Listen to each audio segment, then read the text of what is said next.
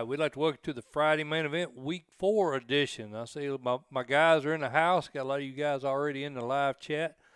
Appreciate you guys jumping in. I'm going to need you this week because, again, my partner in crime, Lee Teat, is he's out. He's his son, Silas, has got a big game tonight, freshman game for Stewart's Creek. Of course, he's a quarterback for Stewart's Creek, so as you'd expect, Lee's at his game. I would be as well. Matter of fact, I wish he would have a game different than Thursday nights. I could go watch Silas play.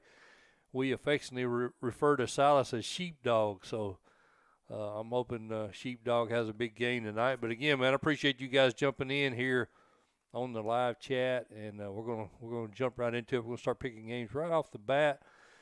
At 6:30, I'll go ahead and tell you what I got lined up. At 6:30, we got Jason Fitzgerald's going to be on with us, Meigs County's head coach. 6:45, Dustin Wilson jumps on with me, of course, Springfield's head coach.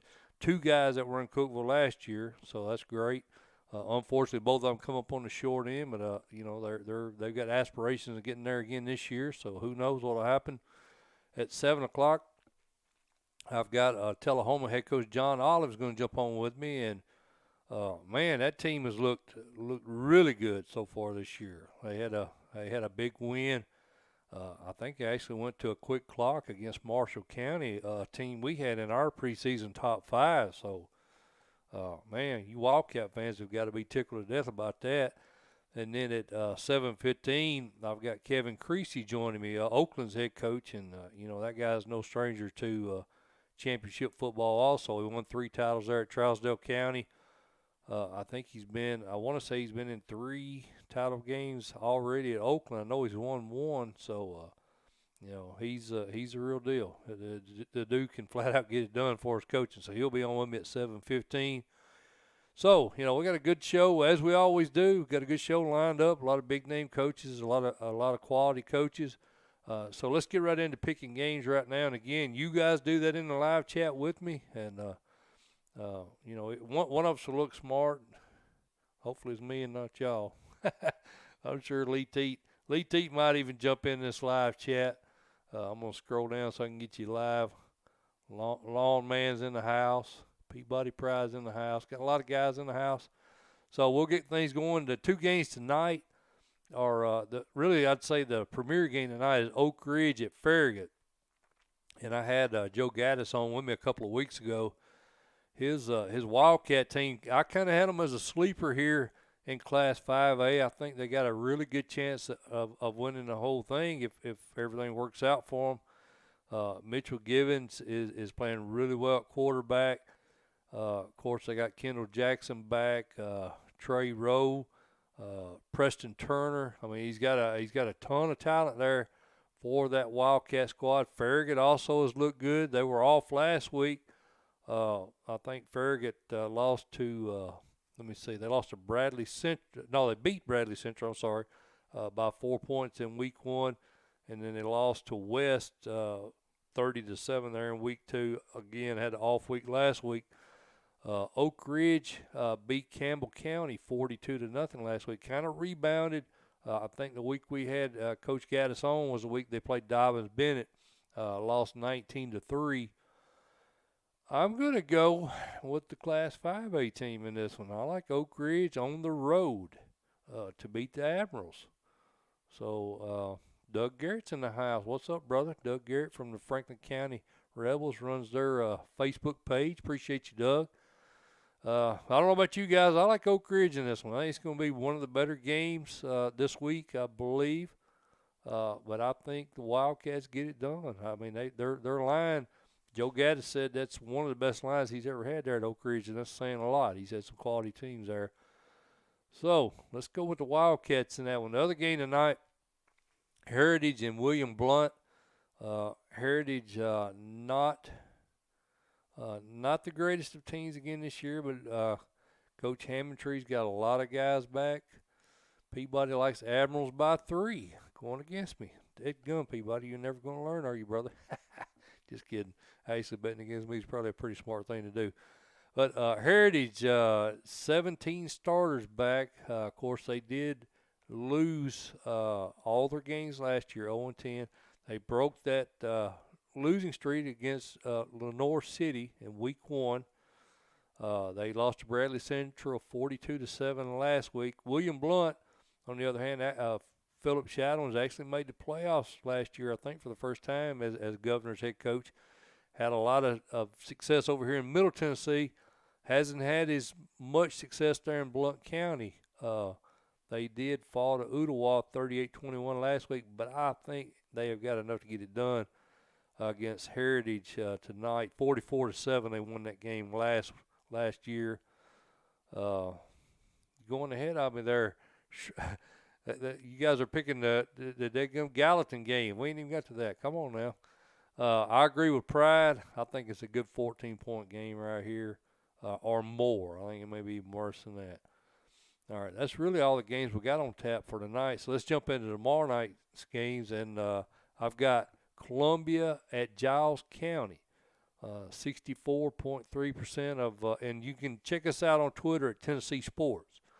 We put polls up for these Super 25 every week. Man, I wish you guys would do more voting in that because I want to get a good measuring stick, and when I'm only getting, certain games, I only had 15, 20 people vote on them, so I'm not getting a real good idea of what the overall opinion is on these games. Because heck, I mean, I'm tagging when I post these polls, I'm tagging the team and in some cases the coaches. So you're getting more of a slanted opinion. So I need you regulars on the show to jump on this Twitter feed at Tennessee Sports. Go ahead and follow us at Tennessee Sports if you hadn't already, and start voting on these polls every week. Because I 64.3% think Columbia is going to beat Giles County, and that may be very accurate for his overall fan base. But if more of the Columbia Twitter guys are voting, then it's kind of a slanted vote. So I need to get a good gauge of statewide what the vote is. So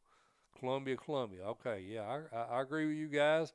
I'm going Columbia also. But be careful. Giles County is solid. We had them picked real high in Class 3A, but you do have a 5A up against a 3A, and Doug probably knows this team as good as anybody. He's a Franklin County guy. Oh, we got a defector. Peabody Pride says Giles County says, and I'm telling you, Bobcats are tough to beat at home. So, that might not be a bad pick. I kind of went back and forth a little bit on this one, but we did have, and the reason why is because Columbia got shut out against Summit 35-0 last week, and I had Columbia as a sleeper here in Region 5. So, I'm kind of wondering if I may have them overrated a little bit. I hope not. I think Jason Holt does a great job over there at Columbia, and they ended the season on a high note, carrying Beach right up to the final whistle there in the playoffs. So I thought Columbia, with Christian Biggers there at running back, the junior, and then, of course, Giles County has McElroy, another junior running back, had almost 1,400 yards rushing last. So, it may be a ground battle here tonight. Whoever can move the ball better on the ground has probably got a real good chance of winning this.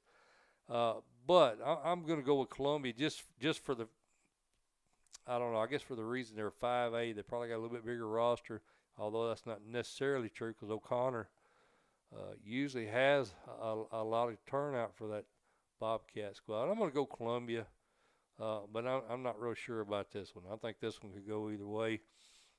That's one that I kind of toss back and forth. But it looks like Columbia is the overall pick by our guys here. I don't know. We'll see. Peabody, you might look smart there, big guy. I think he's the only one that got Giles County out of the bunch. And you guys get on here, man. Tell us who you think's going to win these games in this live chat. And Doug Garrett, he hates having a district. No, you're right, Doug. There's no easy games there in that district. I agree, brother. It's tough. Summertown, Richland, man. This is another tough game to pick.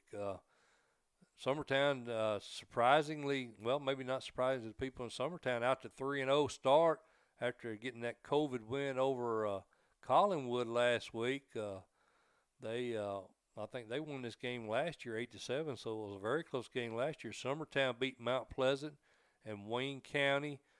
Richland has beat Collinwood and also beat Rogers, Alabama. Lost to Rogers, Alabama. Last week they beat Mount Pleasant 14-7. That was a tough game for me to pick last week. I think we might have missed that one, to be honest with you. I think Lee and I both picked Mount Pleasant to win that game. But Coach Patterson's got a lot of kids back. I think he's got 8 starters back on offense, 7 on defense. Peyton Sharp, I actually saw him in a scrimmage last year. Good-looking young quarterback, sophomore. 66.7% of our fan base likes Summertown. Holman is going with Richland.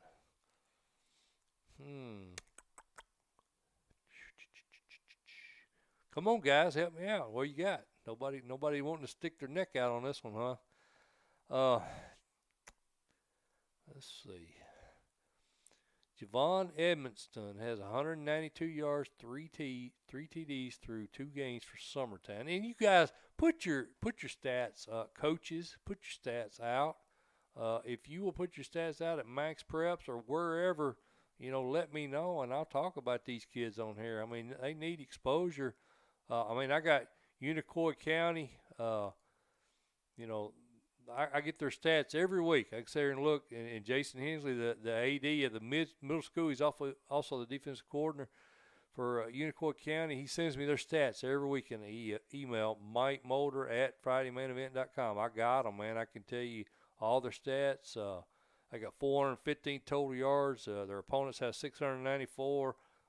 Their quarterback is Peterson. He's 12 of 16, 142 yards. He sends me that in email every week. So if you coaches that help me out, man, send that stuff to me. If you're not going to put it online, I love to talk about your kids, man. Just put the stats out there. Get them to me however you can, and we'll talk about them. But like I said, Javen Edmondson is having a real good year for Summertown, and Leslie Moat, 6-5 last year. Richland 6-5 last year. It's a tough game to pick, folks. Just bear with me, because this is another one I kind of flipped. I wish I had Lee Teat on here. I'd go opposite or however he went. I'm gonna go Richland, just off a hunch. I don't know why, but I'm gonna go Richland in this one. I think the Raiders are pretty tough this year with all those starters back. I'm gonna go with them. My guys are going Summertown. All you guys going Summertown. All right. Wish I'd seen that far picked. I'm gonna stick with it. I think Nick Patterson's squad's pretty tough this year. They beat a good Mount Pleasant team last week. So I'm going to go with them. Upperman and Livingston Academy. This is an interesting game right here. Bruce Lamb lost a lot of starters off of that 11-1 team last year. Upperman Class 3A, and, of course, Livingston is 4A in Region 3. 42-14, Upperman beat Smith County last week. Livingston Academy was a 7-0 winner over Cumberland County. Both teams at 2-1. Upperman beat DeKalb County, but lost to Cookeville. And then Livingston Academy beat Westmoreland and lost to Cookeville also. So both these teams have their only losses to Cookeville. And I think Jimmy Maynard's Cookeville squad is pretty solid this year. I'm going to go Upperman in this one. I like Adam Kane's squad. He's got Ty Dutchess at quarterback. He rushed for 249 yards and 3 touchdowns last week over Smith County. He's got 384 yards and 5 TDs on the season. They also got a sophomore, Terrence Dedman. He's got 365 yards rushing already. I like Upperman to win this, and I think Bruce Lamb is kind of in a semi-rebuilding mode so far this season. So I'm going with the Bees. I like the Bees to win on the road. Upperman, says Jaquil Holman. There you go. They're Livingston Academy, Jaquil. Watertown and DeKalb County. Another potential good game. Our fan base at Tennessee Sports on Twitter, 87.5% like Gavin Webster, and we had Gavin Webster on with us last week prior to that Trousdale County game, which they won 9-7. Great game for the Purple Tigers last week. Very close game. They got Steve Trout's DeKalb County team tonight. They traveled to DeKalb County. This was a team we thought was going to be pretty tough in that Region 3 this year in 4A. They've got Alex Aldino back at quarterback. And, of course, they are coming off a quarterfinal postseason play last year. They, unfortunately, are 1-2 so far this year. Watertown beat Gordonsville, lost to Nolensville. Of course, they beat Trouson and DeKalb, lost to Upperman and Warren County. They did beat Stone Memorial by 1 point last week. Not really as good a start to the season as I was expecting out of DeKalb County. I'm going with you guys. I'm going Watertown. I don't know about 14, Peabody. That might be a little ambitious. This is a good DeKalb County team, and they are the home team. I like Gavin Webster's squad. I think it's closer than that. I'm going to say probably 7 points. I think it's closer than what you think it is. You may be right, though, because the Stone Memorial, I thought they would beat them worse than that. So I don't know. I talked to one of the coaches there at DeKalb after week 1, and I don't think he's real happy with his defensive line play. So, I don't know if they're going to get that worked out. Hopefully they get that worked out before they get deep in that region schedule. And I'm going to go H2O. I like them also. Willard likes them by 3. Jason Willard. Appreciate you guys picking, man. Peabody, you might be out there, brother. That might be a little bit too much. Tullahoma at Franklin County, my buddy Doug Garrett's squad. Be careful on this game. That's what I'm going to say. I talked to Doug earlier this week. Tullahoma's on a high right now. I mean, they're flying high. They're off to 3-0 start. Look better than they've looked in probably 20 years. That's the games you got to be cautious of because this is a rivalry game. Franklin County has been in every game they've played in. They haven't lost a single game by more than a score. They are 0-3, but I don't know. I think this team's going to get somebody. They lost to Coffee County, they lost to Rockville, they lost to Lincoln County last week, 32-37. According to Doug, they missed enough extra points that would have won the game. T-Town by 30. Whoo, man, y'all ain't giving them any credit at all. And that could happen. I mean, Tullahoma has been stomping the crap out of everybody they played. But I'm just telling you, be aware. I think this game is going to be closer than what you guys think. I mean, just looking at the numbers, looking at everything on paper, yeah, it's easy. It's easy to say Tullahoma by 30. But this game's in Franklin County. Justin Cunningham is just getting his feet wet there. First-year head coach. He's got some talent. Now, my issue is, I think they need to get Dakota Wagner the ball. He's got 248 yards rushing in 3 games. He's got 2 TDs. Despite the fact he's averaging 6.5 yards a carry, he's averaging just under 13 carries a game. Now, I think if Wagner carries the ball at least 20 times tomorrow night, and that's a pretty good bit because I think he's trying to run the spread there if I understand correctly. But I think with an explosive offense like Tullahoma and a good offensive line like Tullahoma, you've got to keep those guys off the field as much as you can. So you got to run the ball. That's my opinion. That may not be correct, but I think if Dakota Wagner has a big game tomorrow night and they keep feeding him a rock, he's not going to get it early because Tullahoma's good defensively, but you got to keep on. You got to stay at it. I think if I get him the ball at least 20 times, the game's close. That's just me.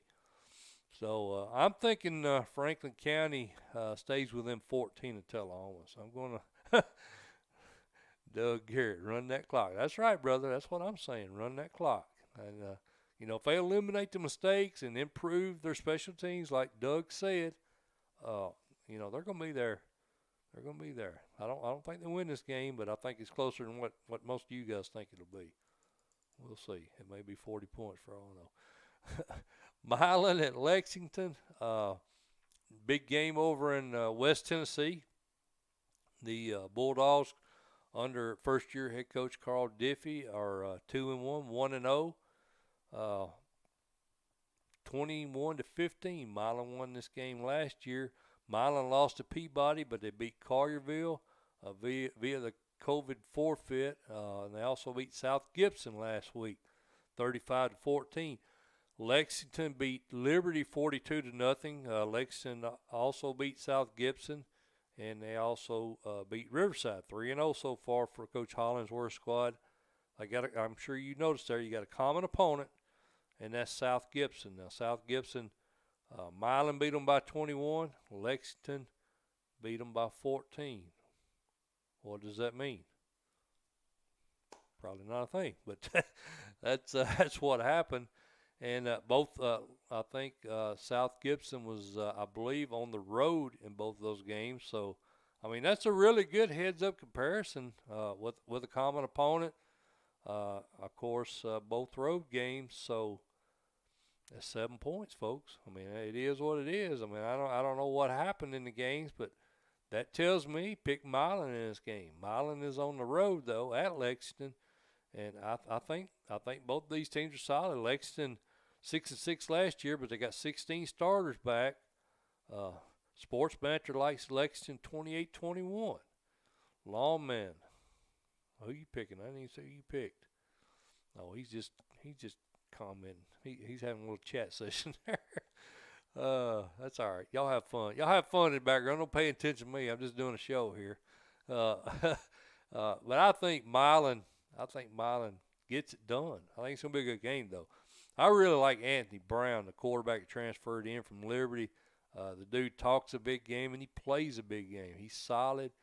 He actually chastised me on Twitter, and I'm talking about a junior in high school. He wore me out last year on Twitter because he didn't think I was giving him enough credit. But, I mean, he was very – I mean, it wasn't nothing ugly, but I actually gained respect for him because, he was defending his team. That's good. That's a good thing. But I'm going to go Milan. I like Milan. East Hamilton at Red Bank. The Hurricanes, and I'm sure I posted this. I'm sure a lot of you guys saw it. Their quarterback, he was contact tracing. And you guys know what. Of course, I'm talking about Haynes Eller. Contact. This is some bull crap. I'm just going to kind of get on my soapbox here right now. This kid did everything right. I mean, everything right. He moved. Both his parents are teachers. He moved out of his home, moved in with his grandparents to reduce the possibility of this contact tracing. Went to a girls' volleyball game with his girlfriend and a friend of hers. And all this is in the paper. I got this out of Chattanooga paper. Goes to a volleyball game with these two girls. They do the separation, and they've got security camera footage to confirm this. They maintain the 6-foot separation. I don't know how you do that as a teenage guy, 6 foot from, but he did from his girlfriend. They all had their mask on the whole time. Again, all this is confirmed in video, and somehow it gets traced back. The girlfriend's friend is test positive for COVID, and apparently tested negative 4 days later. But, and I'm really getting fired up about this. I need to shut up probably. This stuff is really pissing me off. But, he did everything the way he was supposed to do it. I mean, everything. And we're talking about a darn senior quarterback with aspirations playing at the next level. He's missing 2 games because of this bullcrap rule they got. If you can go in and you can test negative on one day and 3 days later you test negative again, the hell with the 14-day quarantine. Use a little bit of common sense. That's all we got to do, folks, a little bit of common sense. If you test negative over a 4-day period, you don't have the darn virus. And I'm not a doctor. I'm a person with a pretty good bit of common sense. So this kid is missing 2 games out of his senior, and don't even get me started on the Metro kids. Hadn't even got to play. I mean, that's getting my blood pressure up. But yeah, I mean, this stuff with Haynes Eller. I mean, this kid he moved out of his parents' home to try to prevent this from happening. But anyway, it is what it is. He's abiding by the rules, and he's doing what he's supposed to do. And now he comes back with a fury. But getting to this game, sorry, I went off on my preaching, and this stuff is I'm very emotional about this stuff. 'Cause I don't like seeing these kids missing their football. But I think it's going to be tough to beat a really good Red Bank team tonight without him at quarterback. I mean, you're giving up a lot of experience here, and the kid is having a good year when he's gotten to play. So I think it's going to be tough. And Grant Reynolds is a good friend of mine. I love Coach Reynolds, and he does an amazing job there at East Hamilton. It's going to be tough to beat this kind of competition without your starting quarterback. And Red Bank, 62% of you guys agreed on Twitter. You like Red Bank as well. Red Bank won this game 21-14 last year. East Hamilton has beaten Signal Mountain, and they beat a good 5A team in Saudi Daisy. Red Bank also beat the same Saudi Daisy team, and they've beaten Ottawa, and they beat Signal Mountain. So we're seeing a lot of common opponents here. And, I'm going Red Bank, but I'm telling you, if Eller was allowed to play, this will be a game you want to see, because I think these teams match up really well other than that. This looks like to me to be a really good point to cut off, guys, because I'm fixing to get into the coaches' interviews. Again, I've got some great coaches lined up. Jason Fitzgerald will be on with me here at 6:30, and I may hit some of this stuff with him, man. I'm sorry, I kind of got off on a wild tangent there, and I apologize, guys. This stuff I'm very upset that we've gotten to what we've gotten to, and there's not anything I can do about it, but. Even the face mask mandates by the TSSAA and the governor's office for outside, ridiculous. In my opinion, that's the reason why Lee and I aren't on the sidelines on Friday nights doing our show. Because I don't want to get. I kind of got into this rant on Facebook a little bit earlier tonight. Some of you guys are on my Facebook, saw this as well. But we don't want to go to Tullahoma or Shelbyville or Oakland or somewhere. I'm not going to do a show, a YouTube show with a face mask on. It's not going to happen. So that's prevented us from going to stadiums and doing our show like we normally do, because I don't want to get those guys in trouble. And so we're doing it here in studio, and we'll continue to do that unless by some miracle this mask mandate is lifted before the season's up. But I really hate this crap, and I'm sure you do too. I'm really sick of it. But anyway.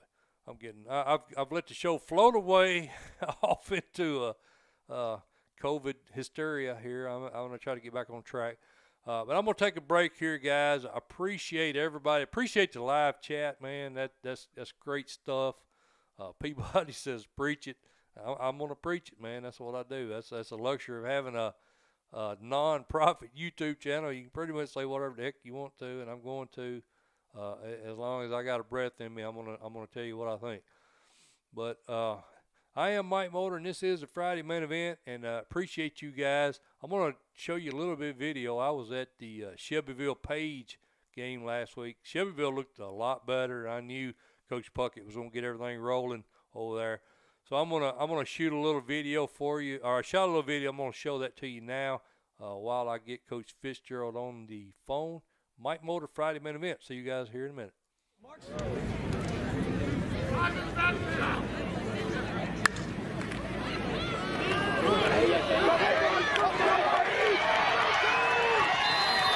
Cunningham with a big game. And that's another corner cleaner's first down.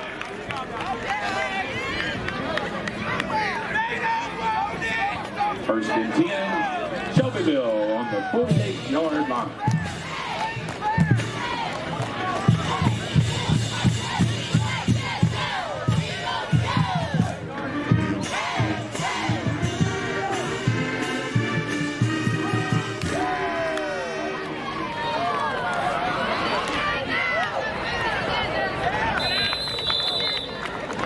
Cunningham with the keeper for an 8-yard gain. That brings up 2nd and 2 on the 55-yard line. But that's 2nd and 3.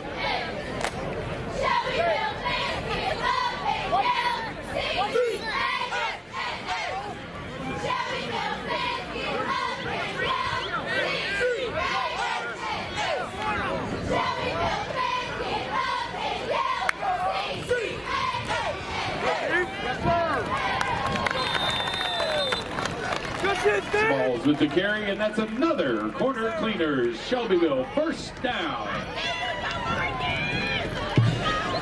It'll be 1st and 10. the 38-yard line.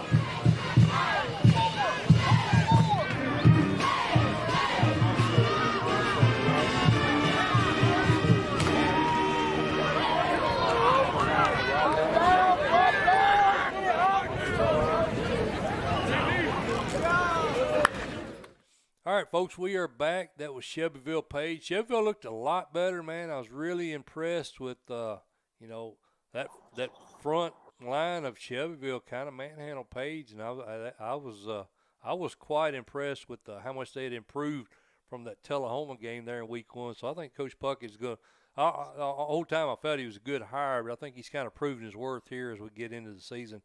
Speaking of proving his worth, there's a man that's done a heck of a job over at Meigs County on the phone with me. Of course, I'm talking about head coach Jason Fitzgerald. Coach, how you doing, my friend?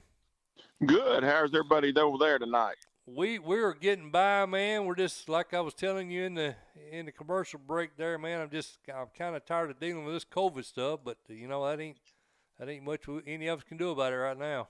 No, we just you got to make sure you're doing the right things and got the protocols in place. And we talked the other day, it may not be the best team that wins the state championship in each class this year. It may be the most healthy team that wins the state championship. So it's just a week-to-week, day-to-day thing right now. Yes, sir. That's a good point. Matter of fact, you said that. How have you guys, have y'all had any issues with it so far? Or have you stayed pretty healthy? No, we have. First game we played Sweetwater, we had 5 out. Wow. Had 3 starters and a guy that played a lot. Had one that had tested positive, and then he had gone to eat with some other guys at the restaurant that night, so they had traced. And then we've had a total of 3 test positive, and then we've probably had, 14 to 15 at one time or another under 14-day quarantine. So you just gotta be able to handle it and go through it. Well, you guys have gotten off to a really good start, 3-0. I think you've already had 2 shutouts. One of those shutouts was against a team that was in Coolville with you guys last year, and, of course, Greenback. Were you expecting this team, minus Swofford, to get off to this good a start this year?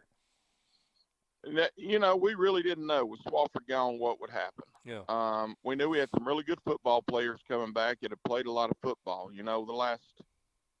The last 4 years we've played 54 games. Yep. And when you start playing that deep, you've got some kids that have played a lot of football. And, I think a lot of our kids took to heart kind of just what you said. We had a lot of teams on social media and everywhere talk about Swofford's gone, we'll get you now, so on and so forth. And our kids have really taken that to heart, Yeah. I left the Piggly Wiggly this evening here in Decatur, and a guy's talking to me and said, boy, our kids play like they've really got something to prove. And, it's just kind of what everybody thought. When Swofford left, that'll be the end. And we've got a lot of guys that like to play football and want to play football. And they're playing with a little chip on their shoulder this year. That's a good thing. But, you talk about Swofford, but I retweeted a 3-game highlight video of your new quarterback, Logan Carroll, earlier this week.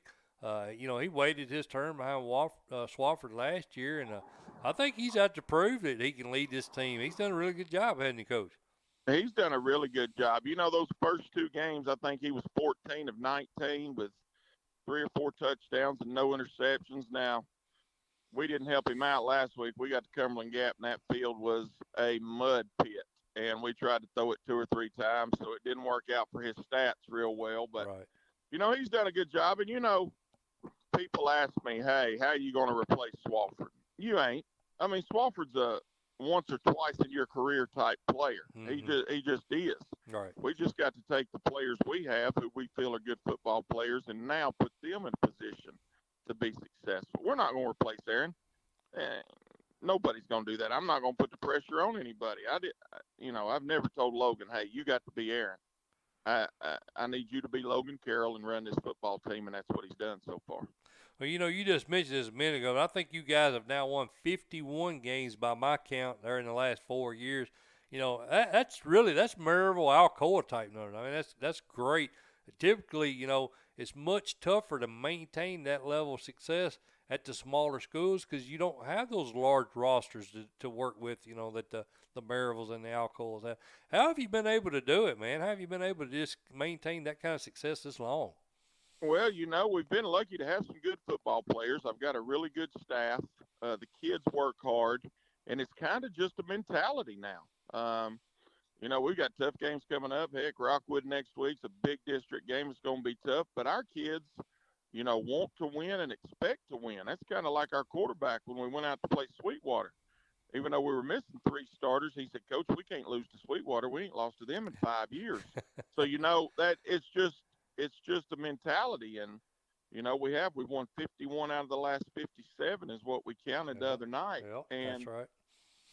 And hey, we may not win another one. And, Rockwood may beat us and Oneida may beat us because they're good football teams. But our kids know how to win. Our kids expect to win. And they play hard. And if they'll play hard for me, that's all I can expect them to do. We're talking to Meigs County head coach Jason Fitzgerald here on the Friday Man Event. Now, Coach, you guys make your 3rd road trip in a row tomorrow night as you travel to Class 5A Clinton. I think the Dragons, they played some really tough competition so far this year. You don't want to read. We're not going. Oh. We're not going. Oh. Clinton pulled up. They canceled on us. They have 3 positive cases. So okay. We pulled up and we're off this week. Oh, okay. Well, I hadn't got word of that yet. Yep. We are off this week. Okay. Well, that just shoots this question on. Heck, I'll just move on. Yeah, I hadn't seen that. I didn't know that. So, what are you guys doing tonight? You get off night? Well, no. We went ahead and started yesterday getting ready for Rockwood. There you go. Practiced again today getting ready for Rockwood and give them tomorrow off and then come back in Monday getting ready to go.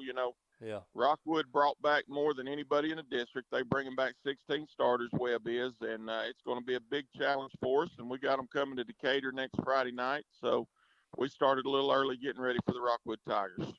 Yeah, I mean, they always got a good program. They kind of been your closest rival, I'd say, in region anyway of late. And they did have a big win over Oliver Springs. What's your thoughts on them? Have you done any game film study on them? Anybody heading to Kingston tomorrow night? Well, yeah, I'm sure you're going to see a few Meigs County people in Kingston tomorrow night. But, bringing back so many, they bring back 9 on offense and 7 on defense. So, we kind of got an idea of what they're doing and what they're going to do, right. Playing Coach Webb the last few years. But he's got a heck of a team coming back, so it should be a good battle next Friday night. Well, I think maybe the most impressive thing to me about this squad you got is the fact that you've only surrendered 7 points all season. Talk about that defense for a minute and tell me some of the kids that have kind of taken on leadership roles for this 2020 team there at Meigs. Well, we feel like our front 7 has really come along. We feel like we're probably better in the front 7 this year than we were last year. One, because our 2 inside linebackers are back. They played between 35 and 40 games at inside linebacker for us, so they have a lot of experience.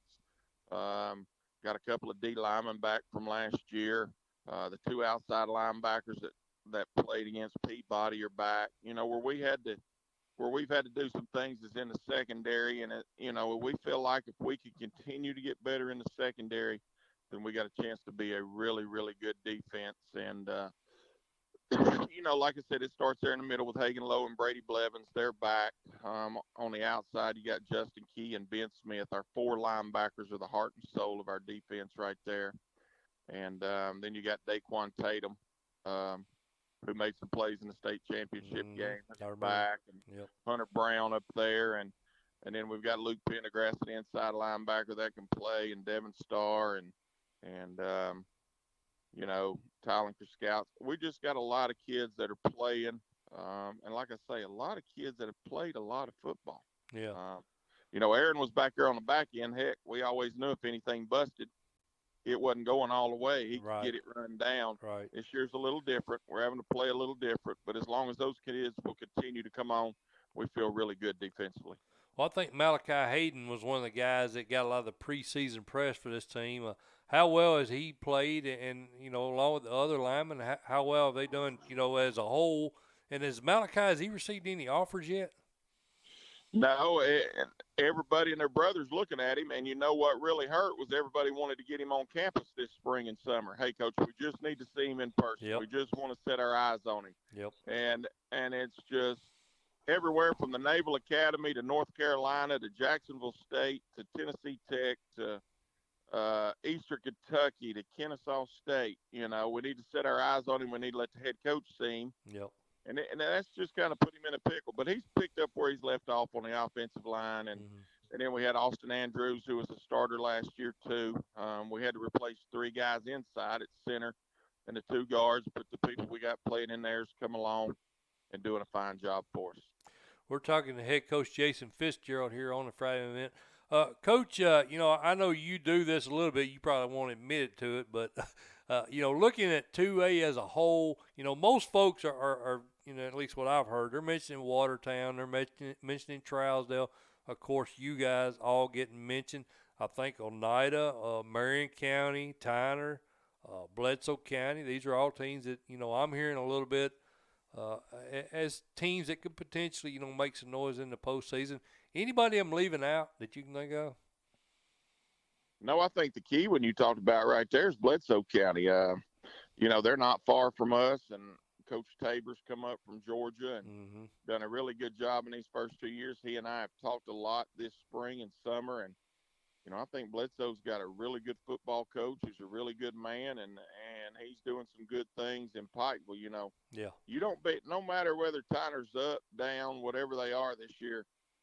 That normally doesn't happen to a Wayne Turner Tyner team. So that's got to make you put some eyes on them in Pikeville right now. That's right. I totally agree with you.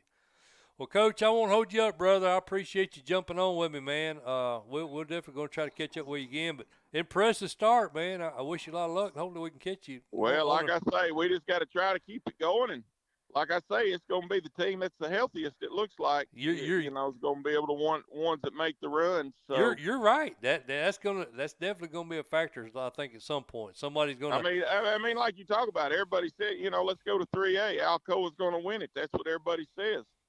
Semifinal game or state championship game, they got 14 or 15 that are contact traced. Well, you know, what are you going to do? That's right. That's right. We definitely got a big wild card this year, don't we? We definitely do. Mike, I appreciate all you do for us, and thank you for having me on. Thank you so much, Coach. You have a good one, my friend. Appreciate it. All right. See you, buddy. Bye-bye. All right. That's Coach Jason Fitzgerald, Meigs County. Great dude, man. I absolutely love talking to him. He and I will actually message each other in the off season, just random stuff. He's just a good dude. I always enjoy his company, and he's always gracious enough to jump on up with us anytime, as all the coaches. I don't think I've had a single coach that said, no, I don't want to do it. So I appreciate all the coaches, all the high school coaches. I mean, we're just a non-profit YouTube channel, but I think the coaches, for the most part, you know we're doing it for the right reason, and I appreciate those guys taking the time to jump on with us. I appreciate you guys watching. You know, it's a good deal for high school football, and we're happy to provide a little bit of you know, coverage for those kids and for those programs. I guess I'll go ahead and transition into a little bit more. Y'all enjoy that. You want to see my dumb commercials I make? I'm not saying dumb because of the people that, well, not monetarily sponsoring, but are helping us out. So they got these little cheesy commercials that I do. Would you rather watch that, or would you rather watch some scrimmage video? Scrimmage video. That's what I figured. Okay, I'll show you some of the Page offense. I showed you Shelbyville Page offense. I think this was one of their touchdown drives. I'll show that now. All right, we'll be back. Friday main event, Mike Motor. I'll see you in a minute.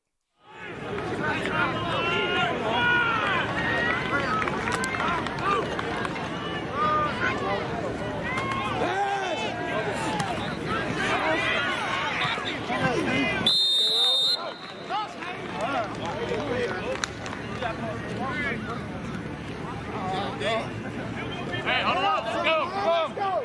Hey, let's go.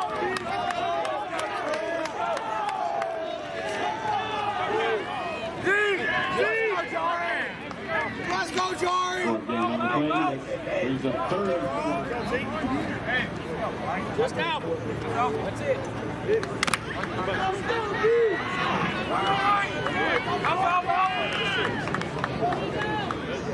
Let's go, Brock.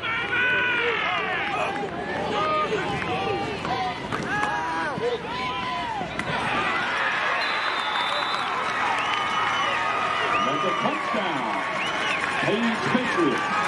The Mountain America Smile.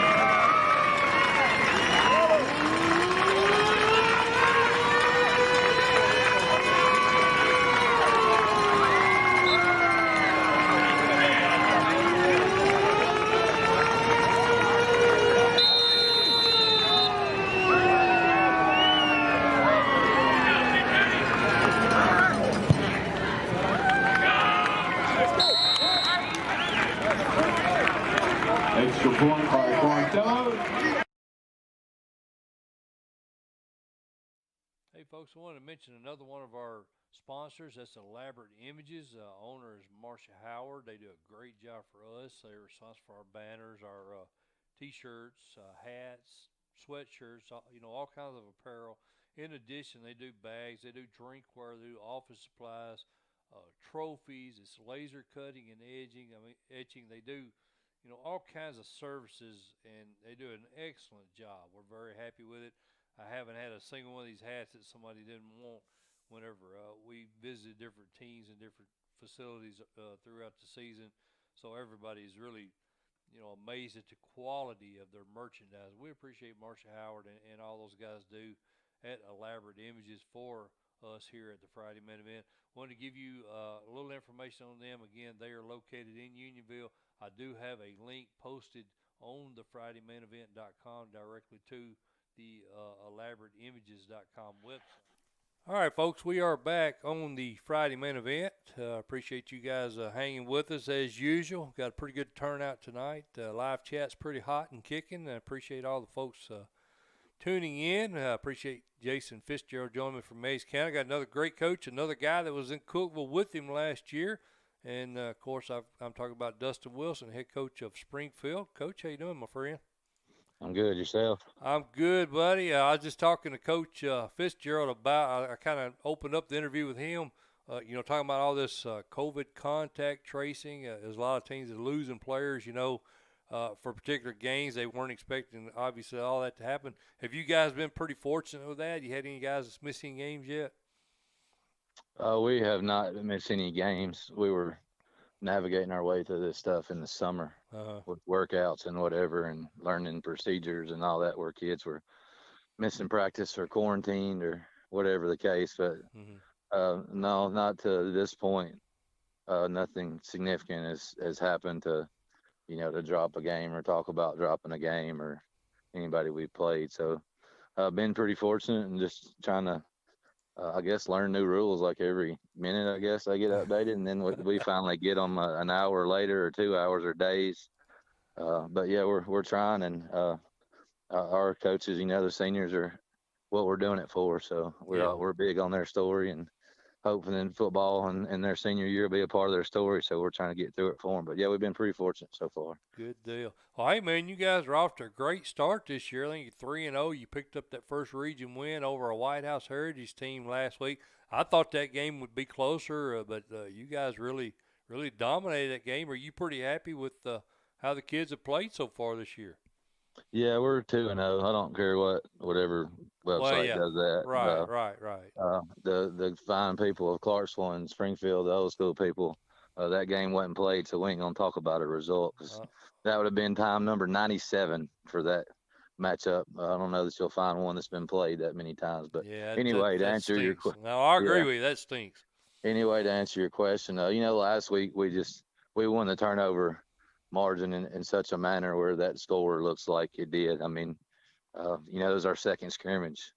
Just to be honest with you, was first time was Wilson Central, second time was them. So we got out there and run around and played hard. So that's what you can expect in second scrimmages, and kids are learning. We're still trying to figure out who's who, or who's one and who's two, or who's special teams and who's not. But regardless of the outcome, the kids were running around playing hard.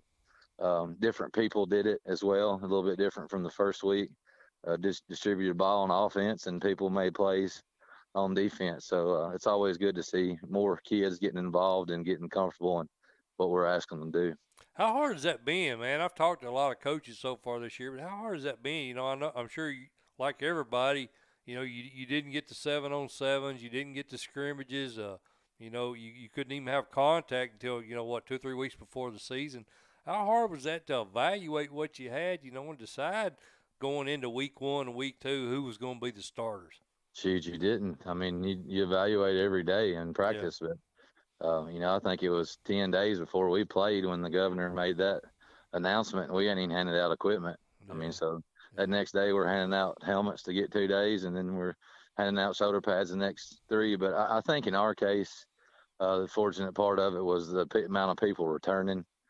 So you've got a little bit of familiarity with them, especially up front. So when we miss spring, that's huge. It doesn't matter what kind of group or who's playing who.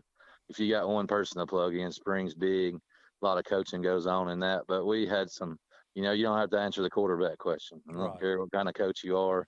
That's a big deal. So when we had, you know, 4 out of our 5 return linemen and a 5th one that played a lot.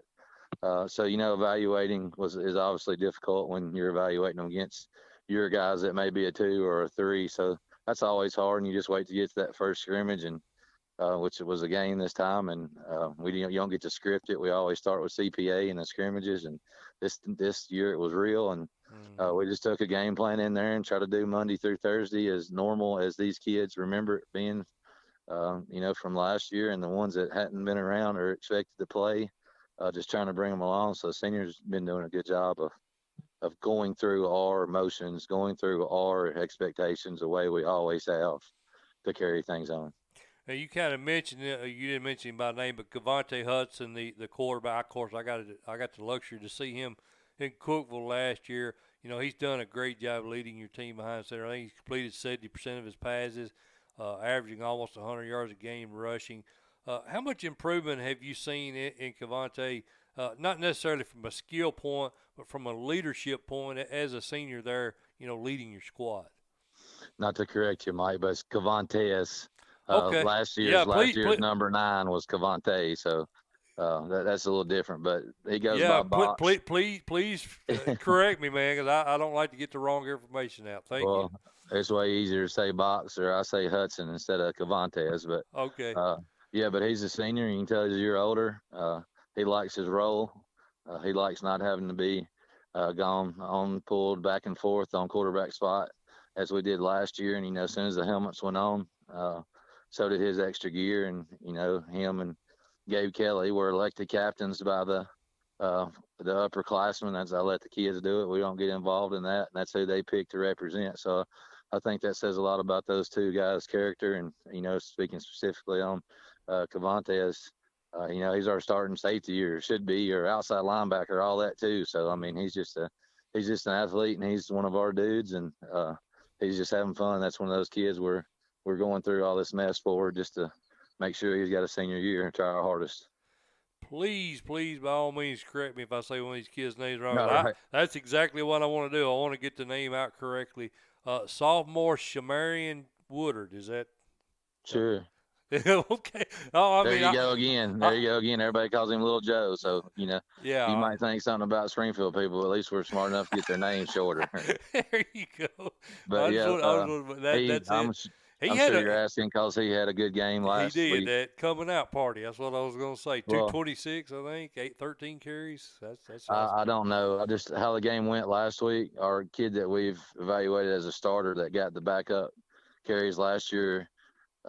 There is another Woodard kid, and then you're talking about Shamarian Woodard. So Keontae Woodard is our starter, number 11. Then we had Lamaris Daniels, another sophomore last week, and then Shamarian Woodard got most of the carries in the second half because the score was 36-0 at halftime. But it's great for depth. That kid can run around and make plays, and he got an opportunity you usually don't get to see you run around with the football. So he had a big night. I know he went over 100 because we've heard about it already, but stat-wise, I don't recall really what it was. Okay.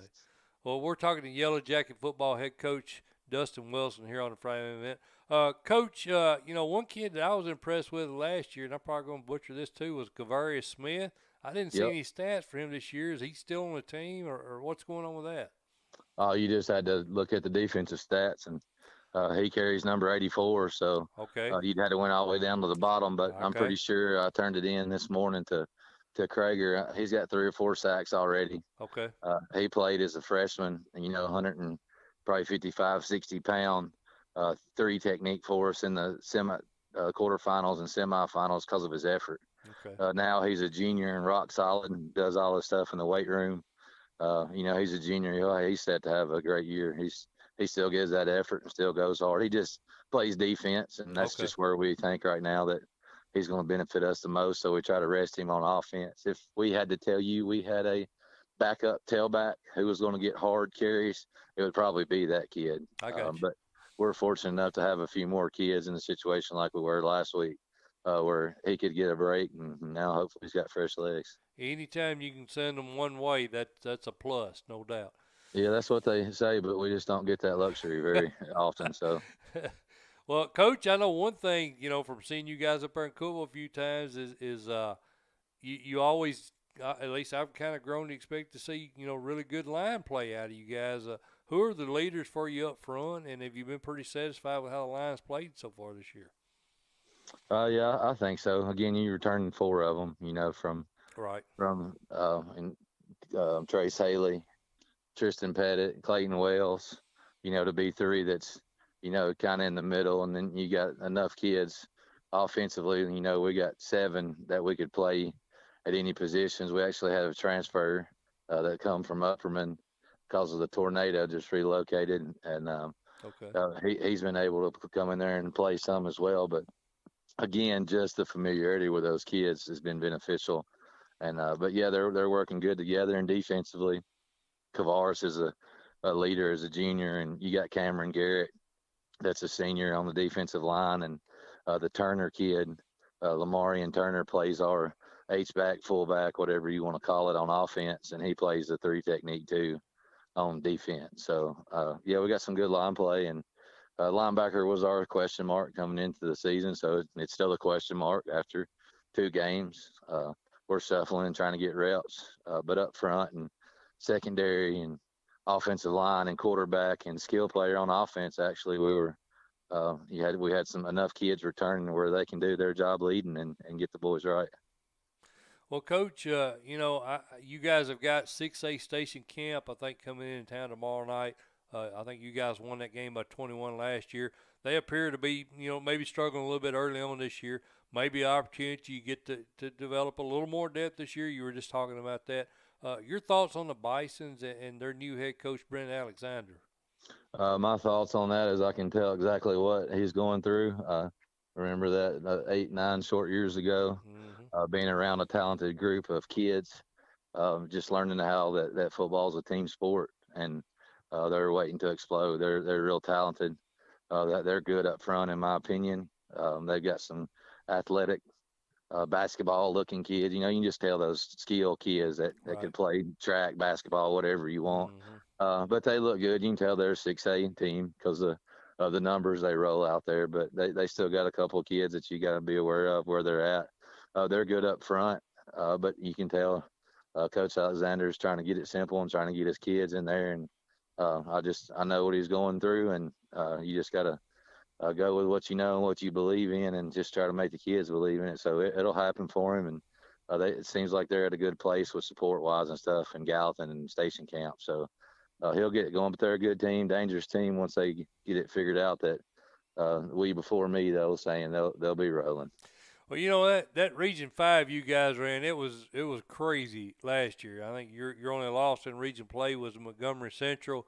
The Indians, I think they have one of the most epic falls I've ever seen in high school sports. Finished week 9 last year, if I remember correct, first place in the region, lose to White House, lose their Heritage, finish the season 7-3 and miss the playoffs. Have you ever seen anything like that happen before? No, not since I've been doing it. I mean, they beat us there when we started our October run. Yeah. Definitely on top of the region. And then you got a couple of teams like the 2 teams from White House that White House and Coach Hamilton figured out we might as well staff it to our best athlete. And that Blackburn kid, I think is his last name, number 9. I can tell you his number. Yep. And they figured out how to win a few games, and it's tough on Montgomery Central that they were one of them. And then you draw Heritage, and they're fighting for their playoff life, and kids don't care who lined up against you when you're fighting for another game and or another week to your football career. So, but yeah, it was crazy, man. 7-3 record, not getting in the playoffs. That's just, it's really tough to figure out if 4 get in and you only got 3 losses. So how did I not get in? But it was tough on them. They had a good group of kids and they played good football. Yeah, they did. Well, Coach Wilson, I appreciate you, brother. I don't want to hold you up anymore, man, but always good to talk to you. Hopefully we'll get to talk to you again further down the line. You're doing an amazing job over there. I know you got your brother on staff with you. I think you guys do a great job, and my hat's off to what you've been able to do over the last 7-8 years. Yes, sir. We appreciate it. The invite still stands. Y'all need to get on this side of Nashville and come up and check us out where you can speak on us and our facilities and our kids and our community firsthand. So the invite's open for y'all boys. I appreciate that, brother. I definitely want to get up there. This COVID stuff's got us all messed up this year. I'll bring you a mask and let us check your temperature at the gate, and you can get in here and talk about us. That's awesome, Coach. I appreciate you, my friend. Yes, sir. See you. See you, buddy. All right. Coach Dustin Wilson. I'm sorry, Jacket Lover. I saw that comment. I didn't have a place to stick it in there. He's saying Justin Cunningham was on Coach Wilson's staff. I did not know that. I apologize for not getting that comment in there, but I appreciate you letting me know that. I might take that up with Coach Cunningham when I get him on here one night. All right, folks, I got a little bit behind. I got John Olive waiting on me here. I'm going to go ahead and call him. I'll let you watch a little bit more scrimmage video from that Shelbyville Page game while I get him on the phone right quick. I'll be back after this.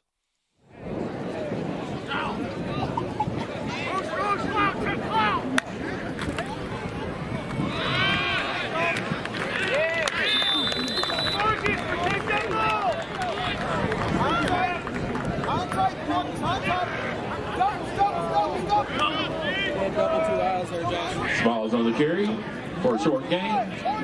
2 yards on that play. That's 7 and 8. Let's go home. Come on! What? Say what? Don't know offside. What the go?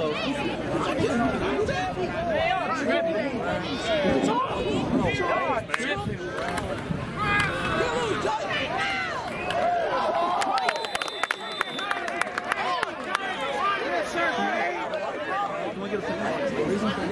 Cunningham with the keeper. Yeah, he got that.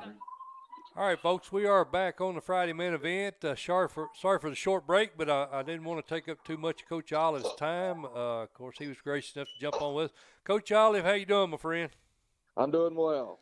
Coach, that team, that Wildcat team, brother, you got them rolling, man. I've been really impressed. How impressed have you been with how the team's played so far? I'm very happy with this football team. They have worked hard. They're making very few mistakes so far. And, the line, we thought it had a chance to be a really good line on both the offense and defensive side of the ball. And they've even gone beyond what I thought they would be. And I think that both sides of the ball we're playing really, really well up front. We were so close, and you know this. We were so close to maybe potentially not even seeing this season happen. That would have been a tough pill for you to swallow, seeing how good this team's playing. If you guys had not been able to get on the field, wouldn't it, Coach? It would, and that's the big thing is trying to get through the season now. Yes. Well, that Marshall County team you guys played last week. You beat them by 35 points, Coach Olive, and this was a team I had ranked really high. You guys have put on a very impressive performance. You got a new quarterback taking over for Ben Fulton. Talk about Ryan Scott a minute and how impressed you've been with how he's taken over command of that offense.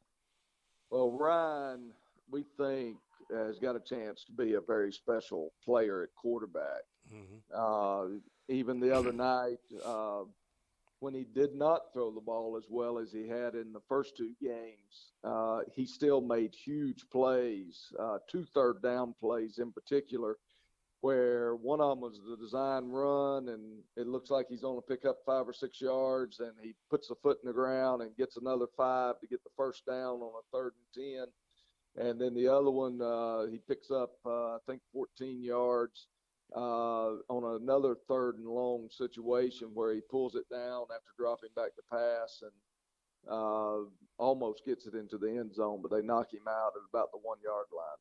So he's doing the plays. He's making plays that we thought he would. He's just a unique young man. He's tall enough to see, and he throws a really pretty football, and he throws the deep ball probably as well as anybody we've had in a long time, probably since Kaz Barnes.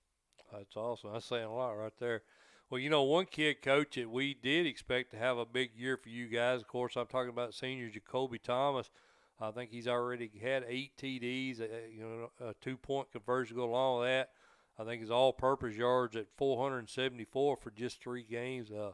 He's definitely got an opportunity to have a special season for you guys, doesn't he, Coach? He does. Jacoby's a very talented young man. He's obviously the best athlete we have on our football team. We try to get the ball to him in multiple ways. And,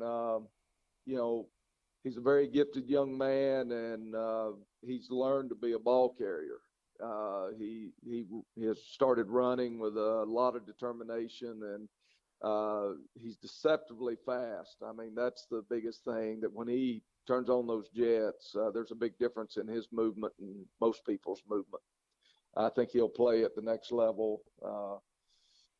Don't know where, but I think he'll be on that next level.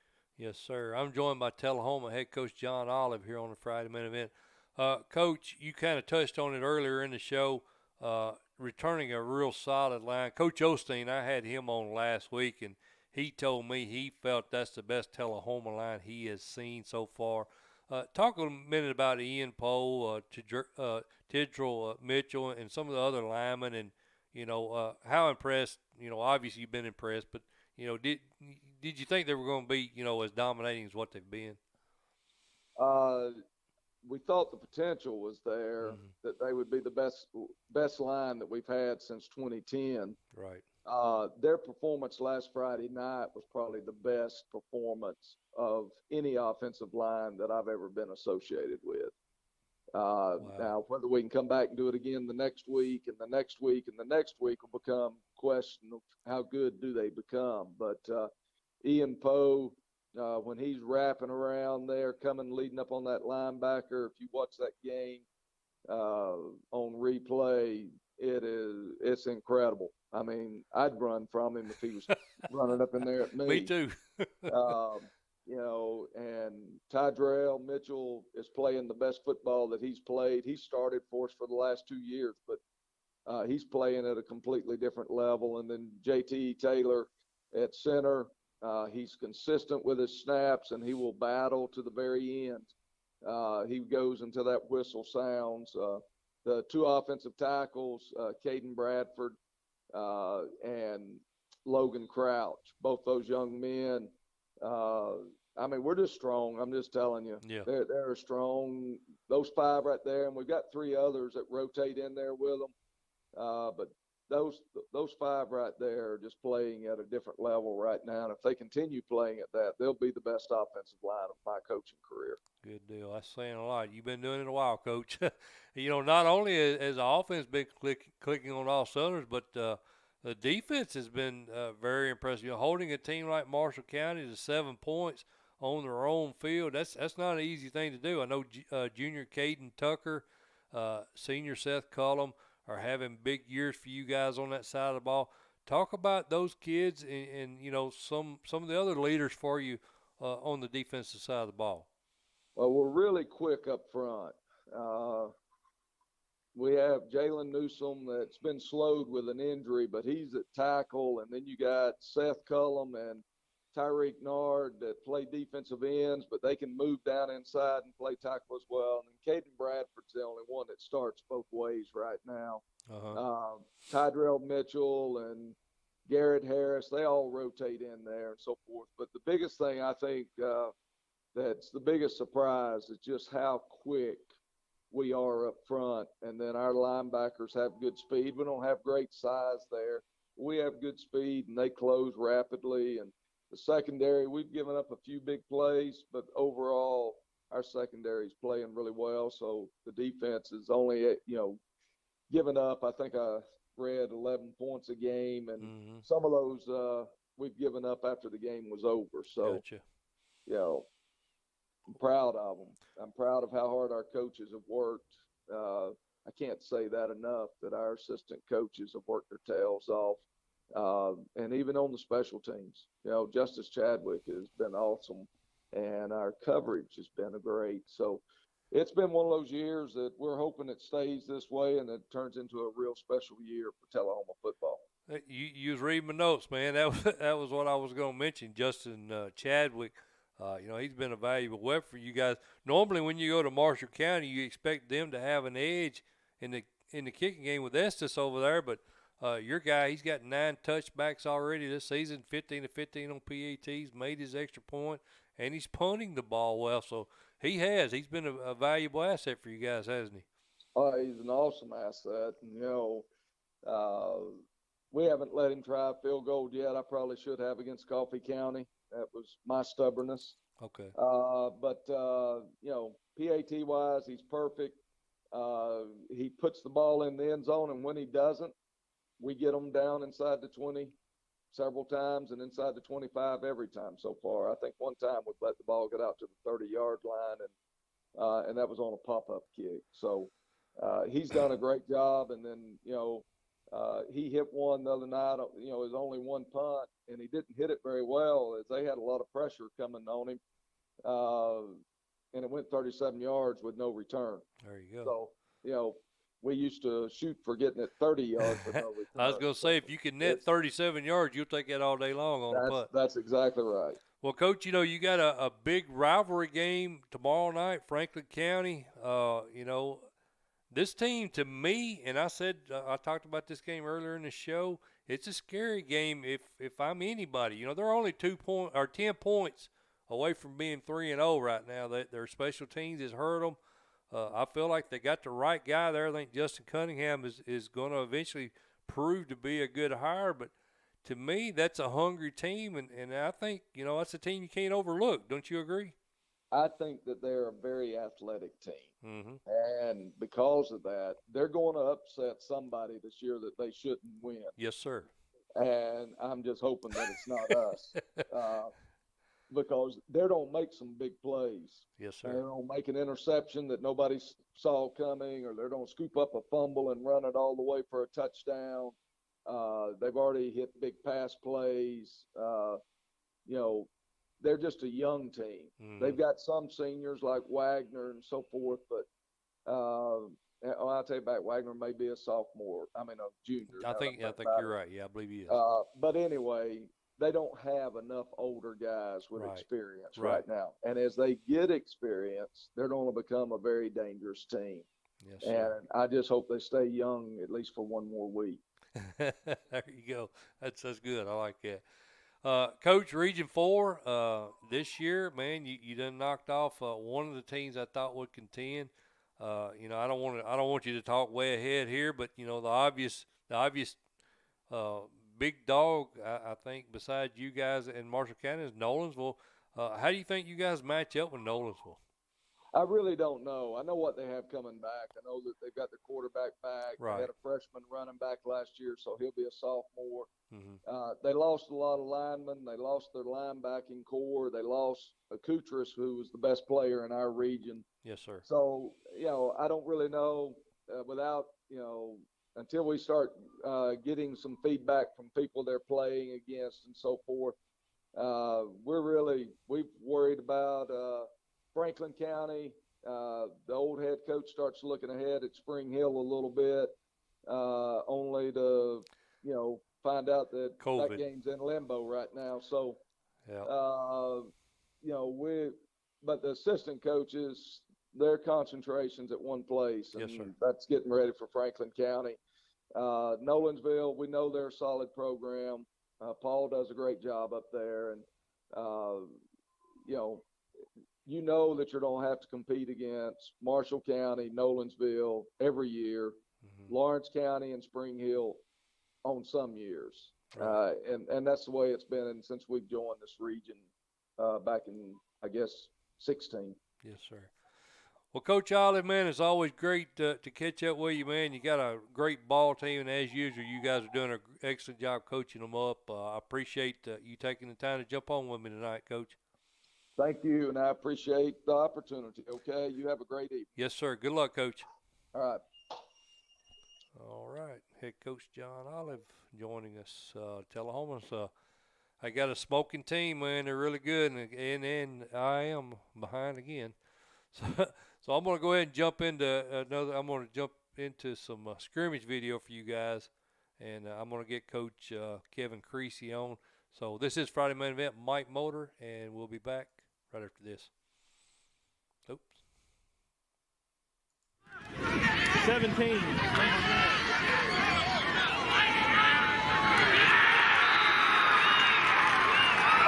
Short gain on the return. That brings up Shelbyville. First and 10.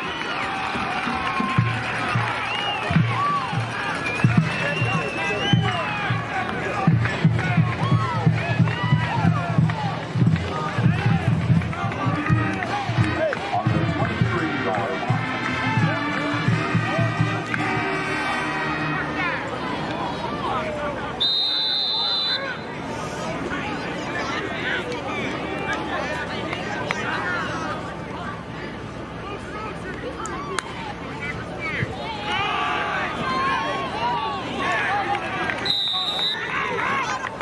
Balls with the carry for a 6-yard gain. That brings up 2nd and 4.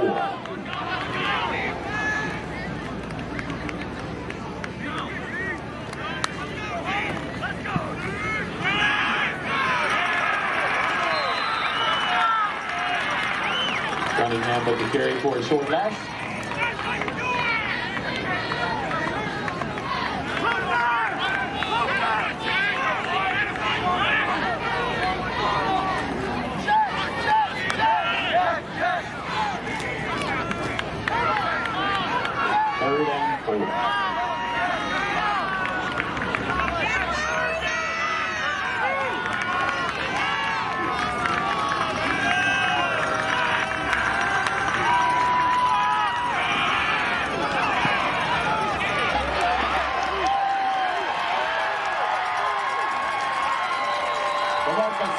With a big carry, and that's another corner cleaners first down.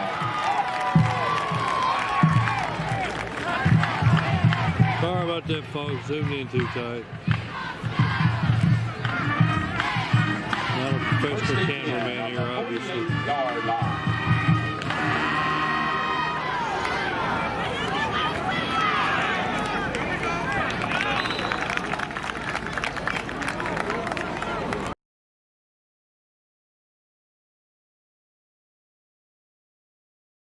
Folks, I want to talk to you about a new sponsor that's come on board with us this season. That's the Cutting Edge. Joan Mulder, my beautiful wife, is the proprietor of this establishment, and she wanted to know why I did not have any advertisements for her on the Friday Main Event. Well, that's a very good question. I don't really know the answer to that. Probably because I cater mostly to male clientele, and I'm only permitting very average to bad-looking men to enter that establishment. But I'm just kidding. But yeah, she's got her own shop, and she's very proud of the shop. And she does have primarily a female clientele. She does pedicures, manicures, obviously hairstyles, colors, cuts, perms, anything you would expect with any salon. That she has a tanning bed, so she's got anything you want, and she has the ability to give you exclusive treatment for you women. She's the only hairstylist at the salon, so you get that one-on-one time that you don't see with the big salons. It's a good experience. Again, it's primarily for women. You got that, men? Kidding, kind of. But yeah, she's got a good business out there. She, 99% of her clientele as repeat customers. She's got people that have been coming to her for 20 years. All right, folks, I am back. Appreciate you tuning in. Appreciate all the Facebook chatter. You had a good crowd tonight, man. Been a lot of chatter. Appreciate everybody joining. Unfortunately, I got stood up. I feel like a fat girl on a prom date, man. I think I got stood up. Kevin Creasy ain't answering his phone. It happens, though. I've told Lee Teat many times that's probably one of the hardest working guys you ever see in high school football. And I think Lee Teat is actually on the phone with me now. Lee, I think he may be watching y'all's game over there. You reckon? It's very well possible, Mike. He could be down here watching a freshman game. So Lee Teat's boys, Stewart's Creek, they're playing at Oakland tonight, so that's where Lee's at right now. I think Lee said they're going in the fourth quarter, so I'm guessing that's where Coach Creasy's got his attention focused. He's normally real good about answering the phone, but them guys they're busy, aren't they, Lee? Yeah, and I'm gonna tell you something, man. Like you said, I don't know very few staffs that put in the effort and the time that Coach Creasy and his staff put in, man. I mean, they're sun up to sundown and till 10 o'clock at night sometimes. Yeah, exactly. There's been a lot of times I've tried to get him to get on with me, and of course this is on Friday, and he won't have anything to do with it. He's so busy. Lee, you want to pick some games with me, brother? Yes, sir. I'm gonna. If I get cut off, Mike, I'm trying to pull up my notes. Okay. So yeah. If I get cut off, just call me back. Okay, I'll do it.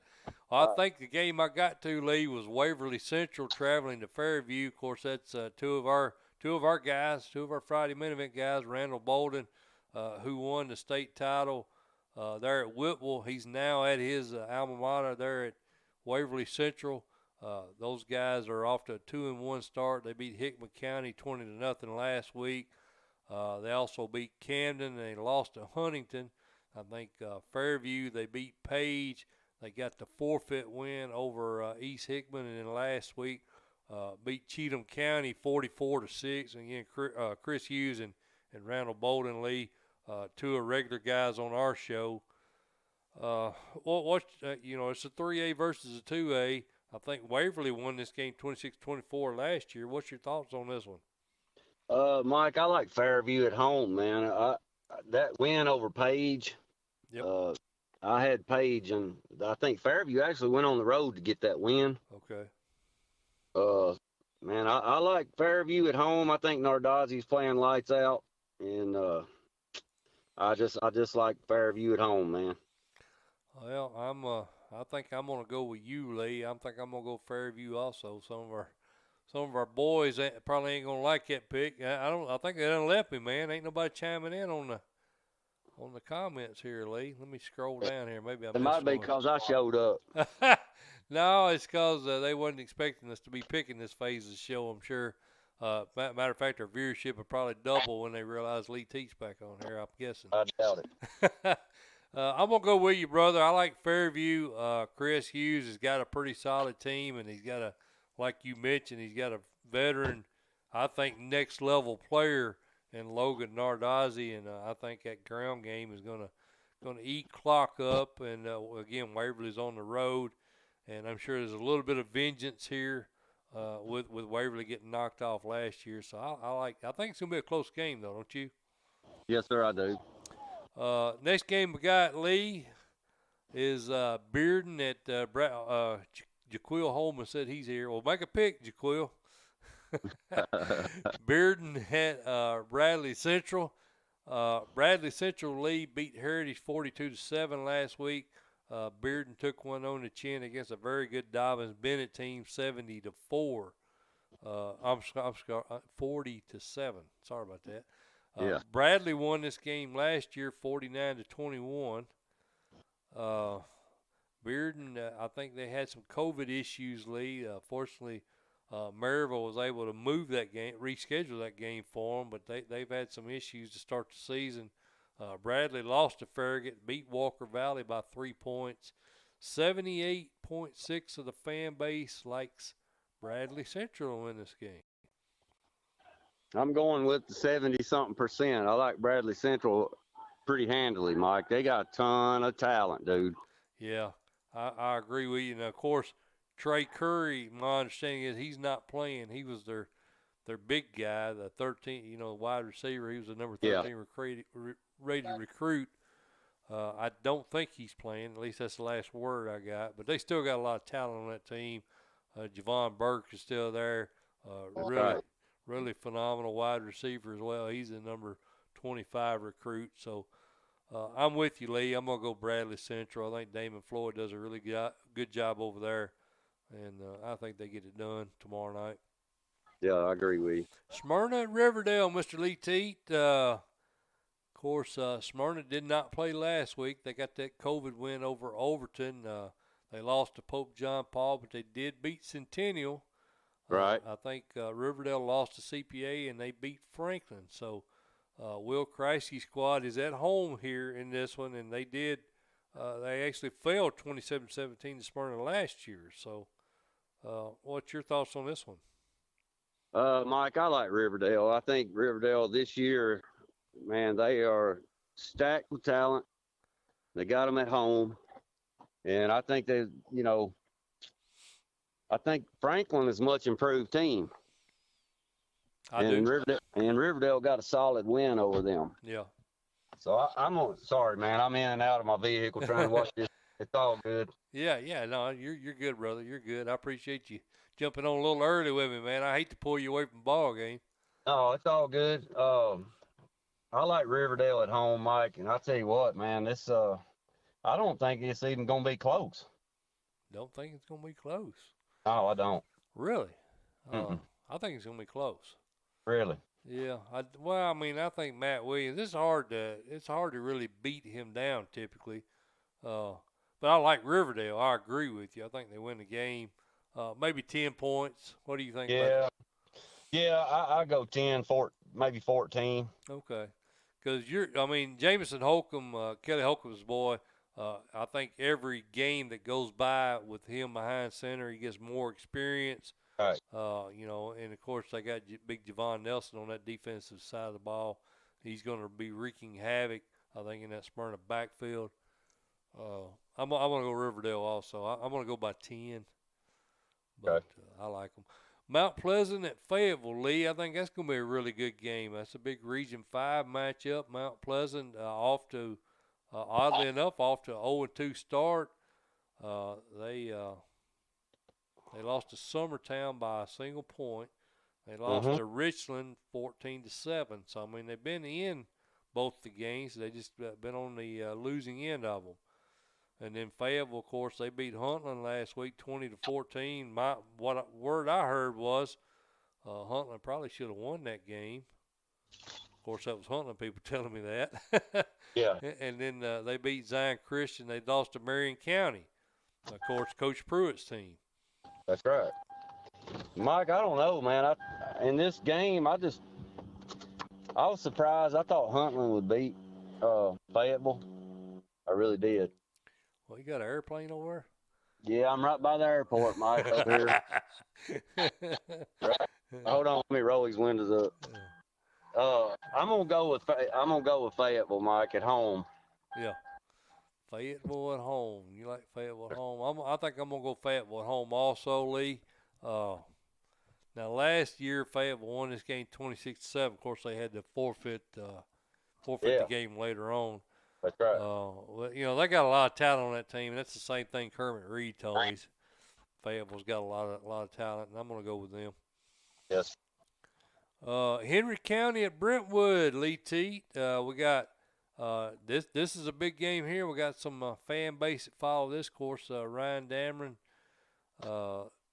is the sophomore quarterback for Henry County. He's looking good, a good young talent, but I had Brentwood really high in Class 6A. I think Walker Merrill is solid. Granzow, the quarterback for Brentwood, also he's a senior. Lee, a lot of experience. They were off last week, so they got 2 weeks to prepare for this Henry County squad. Henry County did beat our region rival Dyer County last week, so beat them convincingly. I think 53-20. Yeah. I think I'm going to take the Bruins in this one at home. I'm gonna go with Brentwood, Mike. But this game, I don't know if Walker Merrill's playing. Oh, okay. I wasn't aware of that. Yeah, I think he's out. I'm not sure if they're gonna bring him back. I know he's been banged up a little bit. He's gonna be playing next level. So you're right. They may not.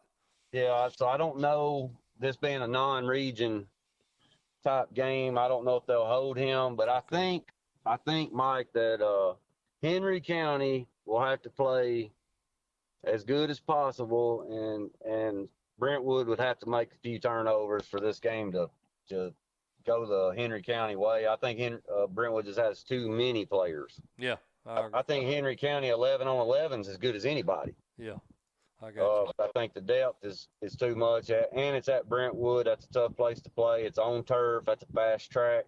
Yep.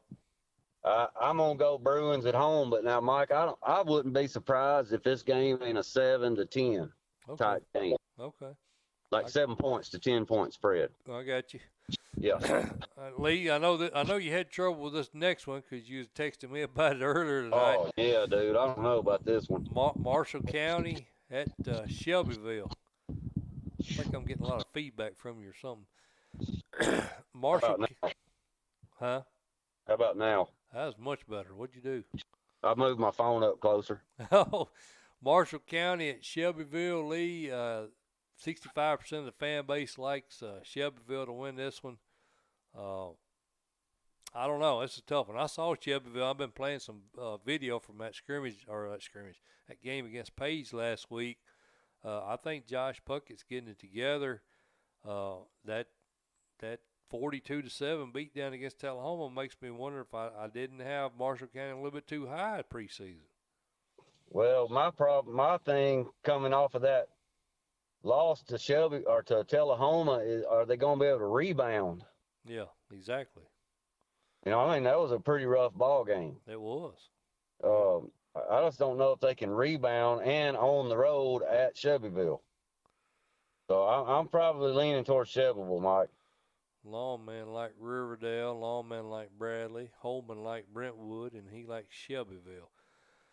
I'm going to go Shelbyville also, Lee. They're at home. I may wind up going to this. And I wanted to go to South Pitt, Lee, but I found out my good friends at Nissan require my services at 4:30 in the morning on Saturday. So, oh my gosh, that's going to kind of limit my travel ability for this week. So I may be at that game. I may be at Marshall County and Shelbyville, but I'm going to go with you. I'm going to go Shelbyville. I think it'll be a close game, though. I think it'll be a good ball game. I'm just anxious to see if Marshall County can rebound. Yeah, I agree with you, buddy. Anderson County travels to South Doyle, Lee.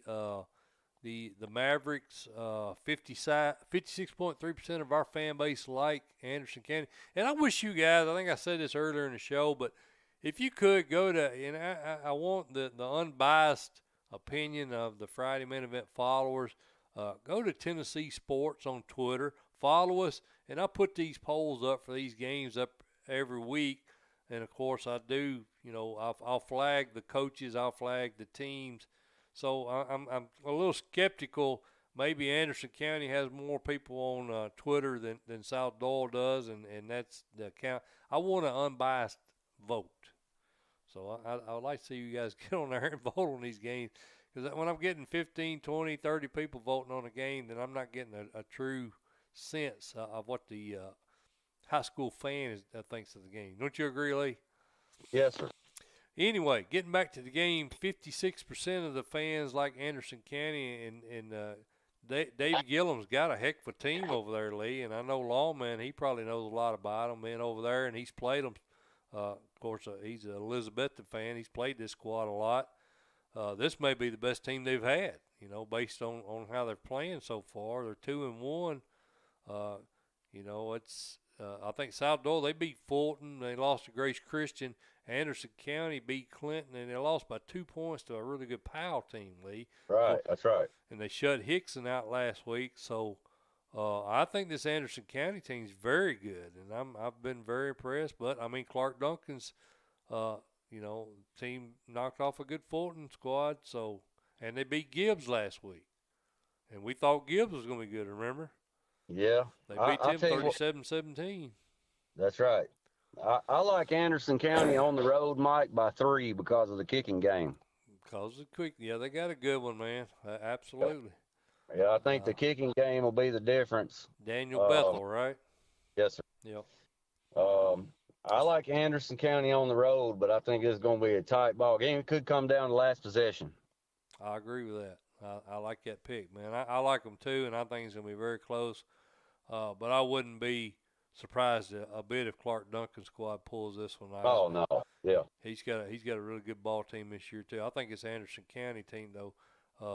Maybe in a position to challenge Elizabeth and starting the season. I didn't think anybody had a shot at them, but this team's looked really good. Independence at Blackman, Mr. Teat. Our fan base on Tennessee sports, 57% like Blackman to win this one. Really? Independence won this game 49-7 last year. They've lost to a Summit in week 1, and the only other game they've had was a COVID forfeit in week 2. So, well, Blackman, I tell you what, they had a monster schedule to open up. I mean, a monster schedule. They lost to Alcoa and Ravenwood. Exactly. So I know they're tested, but are they healthy after that? I don't know. Well, Independence did beat Centennial last week. I'm sorry, Lee, I missed that game. But Blackman, like you said, they beat Coffee County 44-6 to kind of right the ship after that tough start. But I mean, how many teams in the whole state, Lee Teat, is going to go to Alcoa and go to Ravenwood and get a win? That's right. That's exactly right. I'll tell you what, Mike, this is another one that's been kind of a toss-up for me. I'm going to go Indy on the road, close. Indy on the road, close. Indy, probably the only reason why I'm going Indy is because of last year, Lee. They beat them 49-7, and both of these teams, I think they got I know Drew Bean's back at quarterback for Blackman. I think Indy's got a new quarterback. They lost Ethan Cash. Yeah. But I'd say a lot of the components are there from last year. So I don't know how you can swap and output 42 points from one year to the next. So I'm going to go Indy just based on that and no other reason. That's probably that. Yeah. That's a good reason. Make any sense? That's a good reason. Like I said, I'm going to go Indy on the road. Yeah. I'm with you, brother. Franklin at Summit. Longman likes Indy, and Holman likes Blackman.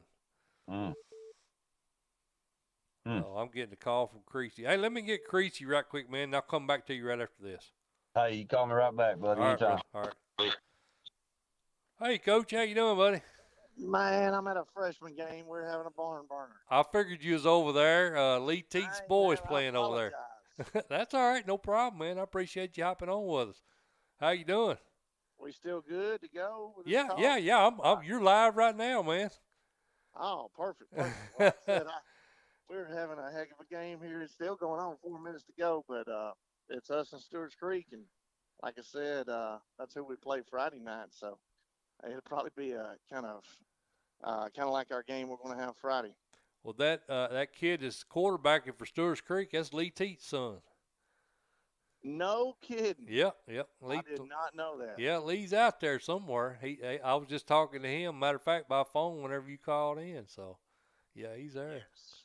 Well, that's him. I'll tell you what, they're running him all over the place. He's I don't know how many pass attempts he's got, but he's had a bunch of them. It might be 20. That's all right. He can handle it. He's a pretty tough kid.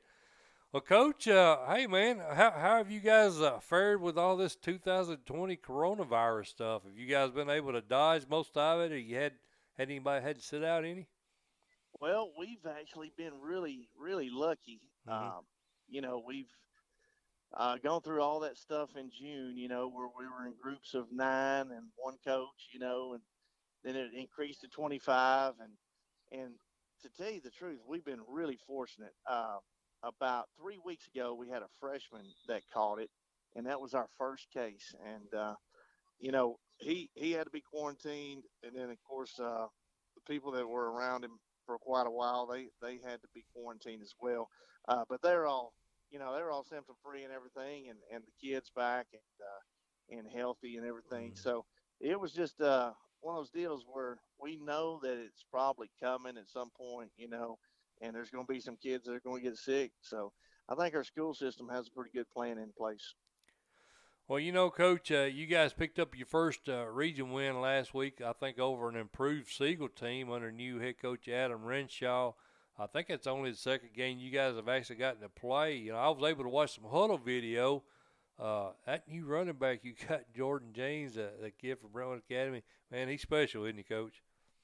He is. He's coming off of a little injury, so he's not 100% yet. But wow. You throw him in the backfield, with Antonio Patterson and Victor Stevenson and Ian Schlochter, and you got a pretty good backfield. So we're pretty deep there where we're thin in a lot of other places.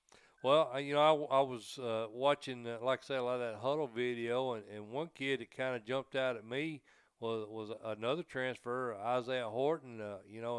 I think, not only is he got the size, and I saw, he's going to win most of the jump balls. He's got good size, but he's also got speed, to extend the defense. I think he had a 95-yard TD catch, I think, last week. Right.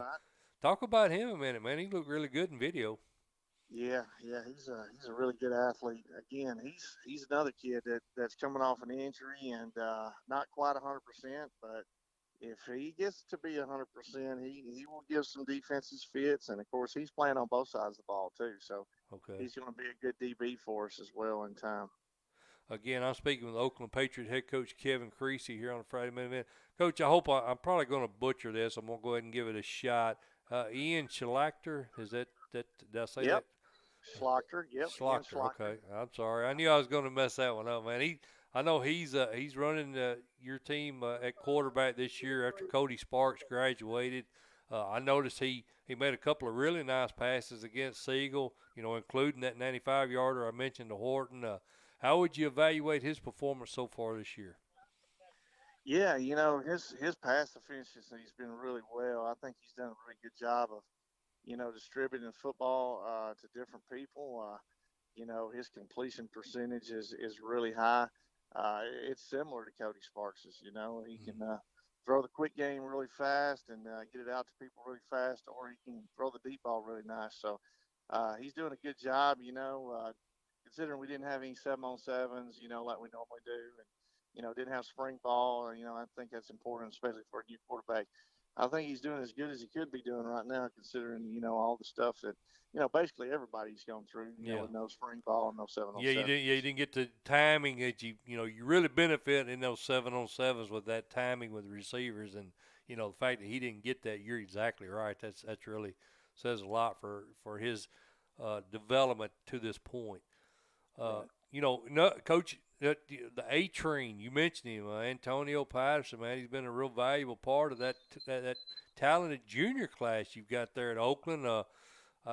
Talk about Antonio, and even the big picture, kind of talk about your program, long term. You got so many talented kids that are going to be back next year on this squad. Yeah, we only have 2 seniors that start for us on defense. We actually have quite a few offensive linemen that are seniors, but the junior class we have is really talented. And Antonio Patterson, man, he's one of those dual threat running back receiver types. He can play a lot of different positions.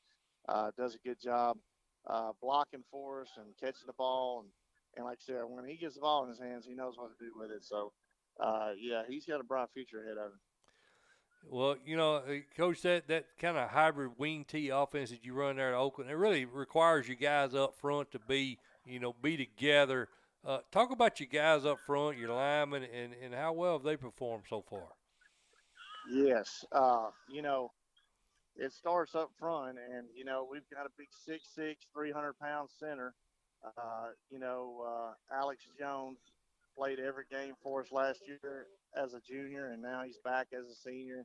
And, with that size and him playing as well as he has, he's going to get some college looks, probably play on Saturday. And Graham Keating is a kid that plays left tackle for us. He's a little bit smaller, 6'5", 280.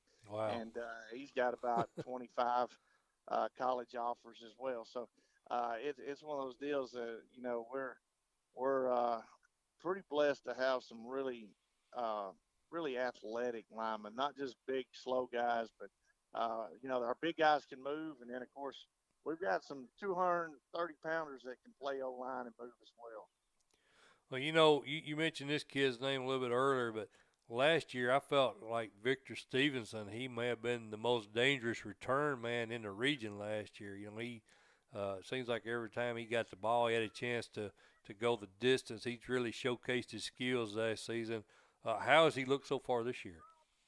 Oh, man, he's just one of those guys that, he plays so much for us. He's wore out by the end of the game. He's on every special teams. He plays a lot of defense. He plays quite a bit of offense. He's a very valuable part of our team. I mean, he's a guy that I guarantee you don't always see in the stat sheets, but every team that we play, they got to find out where he's at. So yes, sir. He's a really special player. Mike Mulder speaking with Oakland Patriot head coach Kevin Creasy here on a Friday Man. Coach, looking over Region 3, you guys, you've got the usual suspects as potential roadblocks, Blackman, Riverdale, always going to have solid programs. I think Cookville, Coach Maynard's team has improved this year. Who do you feel potentially may be the toughest matchup for this Patriot team in region play? Oh, I'm not real sure. I know that Stewart's Creek is going to give us all that we want Friday night. We're not quite where we want to be. We found that out Friday night. Having that bye week sure didn't help us any after week 1. Right. So we've got a ways to go. Stewart's Creek's in our county, so I think it'd be a good measuring stick to see where those guys, in the county that go west in the playoffs, how they measure up with our region. We've already seen that Cookville played Riverdale really tough. I think it was a 14-7 ball game, maybe going into late in the third quarter and stuff like that. So up next for us is Cookville. So, we're definitely aware of Blackman and what they always bring. And Riverdale, is very talented this year and probably tops in the region. But right now we got to worry about Cookville after we worry about Stewart's Creek. Right. And Coach, your defensive coordinator, Steven Jackson, he's doing a great job again this year. I know you brought another one of your old buddies, Jason Dobbs, over from Moore County. Brought some pretty good darn ball players with him. Talk a minute about your staff, and you've assembled a great staff there at Oakland, and what they've meant to your success so far. Oh, no doubt. We're real lucky. It's one of those deals where I got to surround myself with people a whole lot smarter than me. And me and you both. I have Lee T for that reason. Yeah, exactly. So bringing Dobbs in, he worked with me at Trousdale. Right.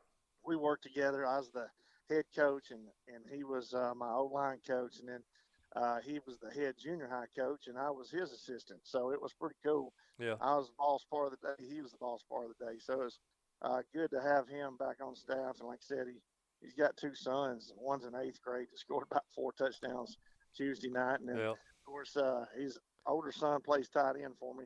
He shares a birthday with you, doesn't he? He does. I was thinking that. We've been celebrating together for about 18 years. So, even when he is across town at Riverdale, I still didn't hold that against him. We still, still celebrate birthdays together and stuff like that. Yeah. But it's good to have him back. I think, what is it, about 3 coaches that are former head coaches on the staff. And like I said, Steven Jackson, I put him up against anybody, as far as top defense coordinators around. I think he does a heck of a job in the weight room for us too during the school day, and then turns around and does a really good job calling defenses. So, like I said, I always try to have people that are not only good with kids, but, a whole lot smarter than the guy at the top. So I've done a good job of hiring. Probably need to hire 2 or 3 more to get this thing rolling like we really want to. Well, I tell you what, man, one thing I think you've done a really good job, and I think Gary Rankin, Derek Hunt, all the highly successful coaches, they do a good job of this as well. And you got so much talent on that roster. I mean, you talked about it, and anybody can see it, but you're not going to go to Oakland typically and carry the ball 30 times a game. So my hat's off to you, because I think probably the hardest thing at your position with that many talented kids is keeping everybody happy. I mean, there's only one football, but you do a really good job of that, man. I admire that. Well, yeah, that's pretty tough. A lot of people in this world are, kind of me guys and selfish guys, and we try to teach the team concept around That's here. exactly right. We've lost some people that have transferred to other schools so they could, touch the ball more or whatever. Mm-hmm. And then I'm sure there's people that didn't transfer here because they, didn't like the fact that they, would have to share the ball and stuff like that. But yeah. In the long run, I think it benefits a kid to understand that sometimes what they do without a ball is more important than what they do with a ball. So that's right. Trust me, we got to preach that constantly around here. But yeah, we'll take that as a huge compliment, especially in today's society. Yeah, it is, and that's exactly what I was saying. I think you guys do a good job of that, because it is this generation, man. They it's me. So I think again, like you and Coach Hunt and a lot of you guys, you get them to buy into that, and that's really cool. Yep. I appreciate it. Well, Coach, I won't hold you up, brother. I appreciate you calling me back, man, and hopefully I can get over to watch you guys play here pretty soon. Absolutely. Come on anytime. Set that tent up. I'll do it, brother. Thank you, man. Have a good season, brother. I'll be hollering at you soon. All right. See you. See you, Coach. Kevin Creasy. Better late than never, I always say. I ain't going to go to commercial, guys. I'm going to go ahead and get old Mr. Lee Teat back on. I'm going to do that live. Hopefully he don't answer the phone cussing. But I appreciate Coach Creasy jumping on with me, man. That dude, he's a darn good high school football coach. What's up, Mr. Motor? Hey, you're on the air, man. Don't cuss at me. I'm not. I just had Creasy on. He is over there. He's watching the game. So. No, I figured he was. Yeah, I told him your son was the one quarterback, and he said he'd been running for his life back there. Oh, he has. It's pretty rough. He said he had a whole lot of pass attempts, so he said. Well, it's just attempts. Hey, man. Hey, they're young. They're gonna be all right. I got to keep them healthy first. That's the thing. Yeah, that's kind of what he was saying. He's getting chased a lot of back there.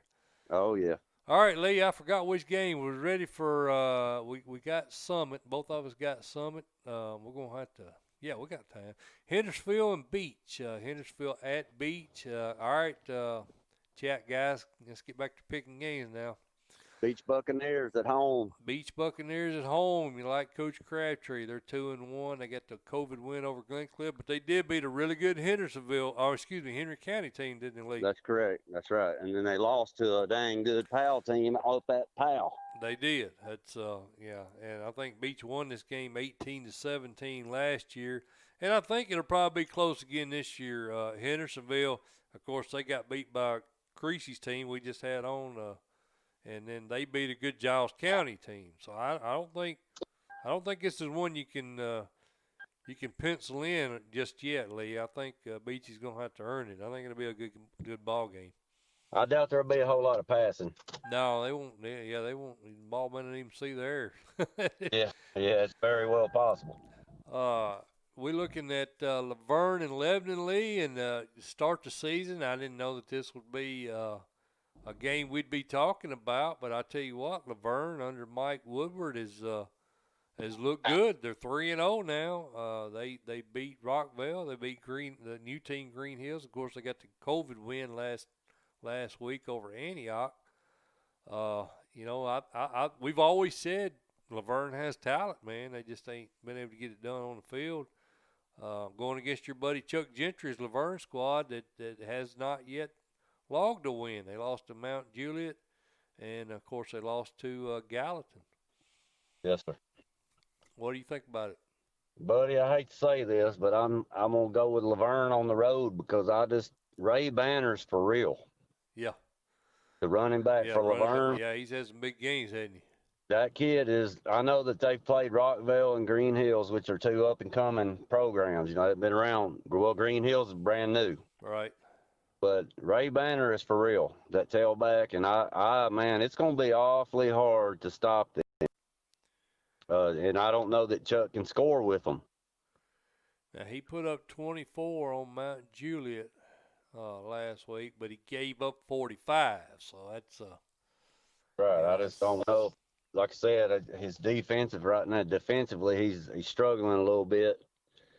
I don't know, man. I'm gonna go Laverne, Mike.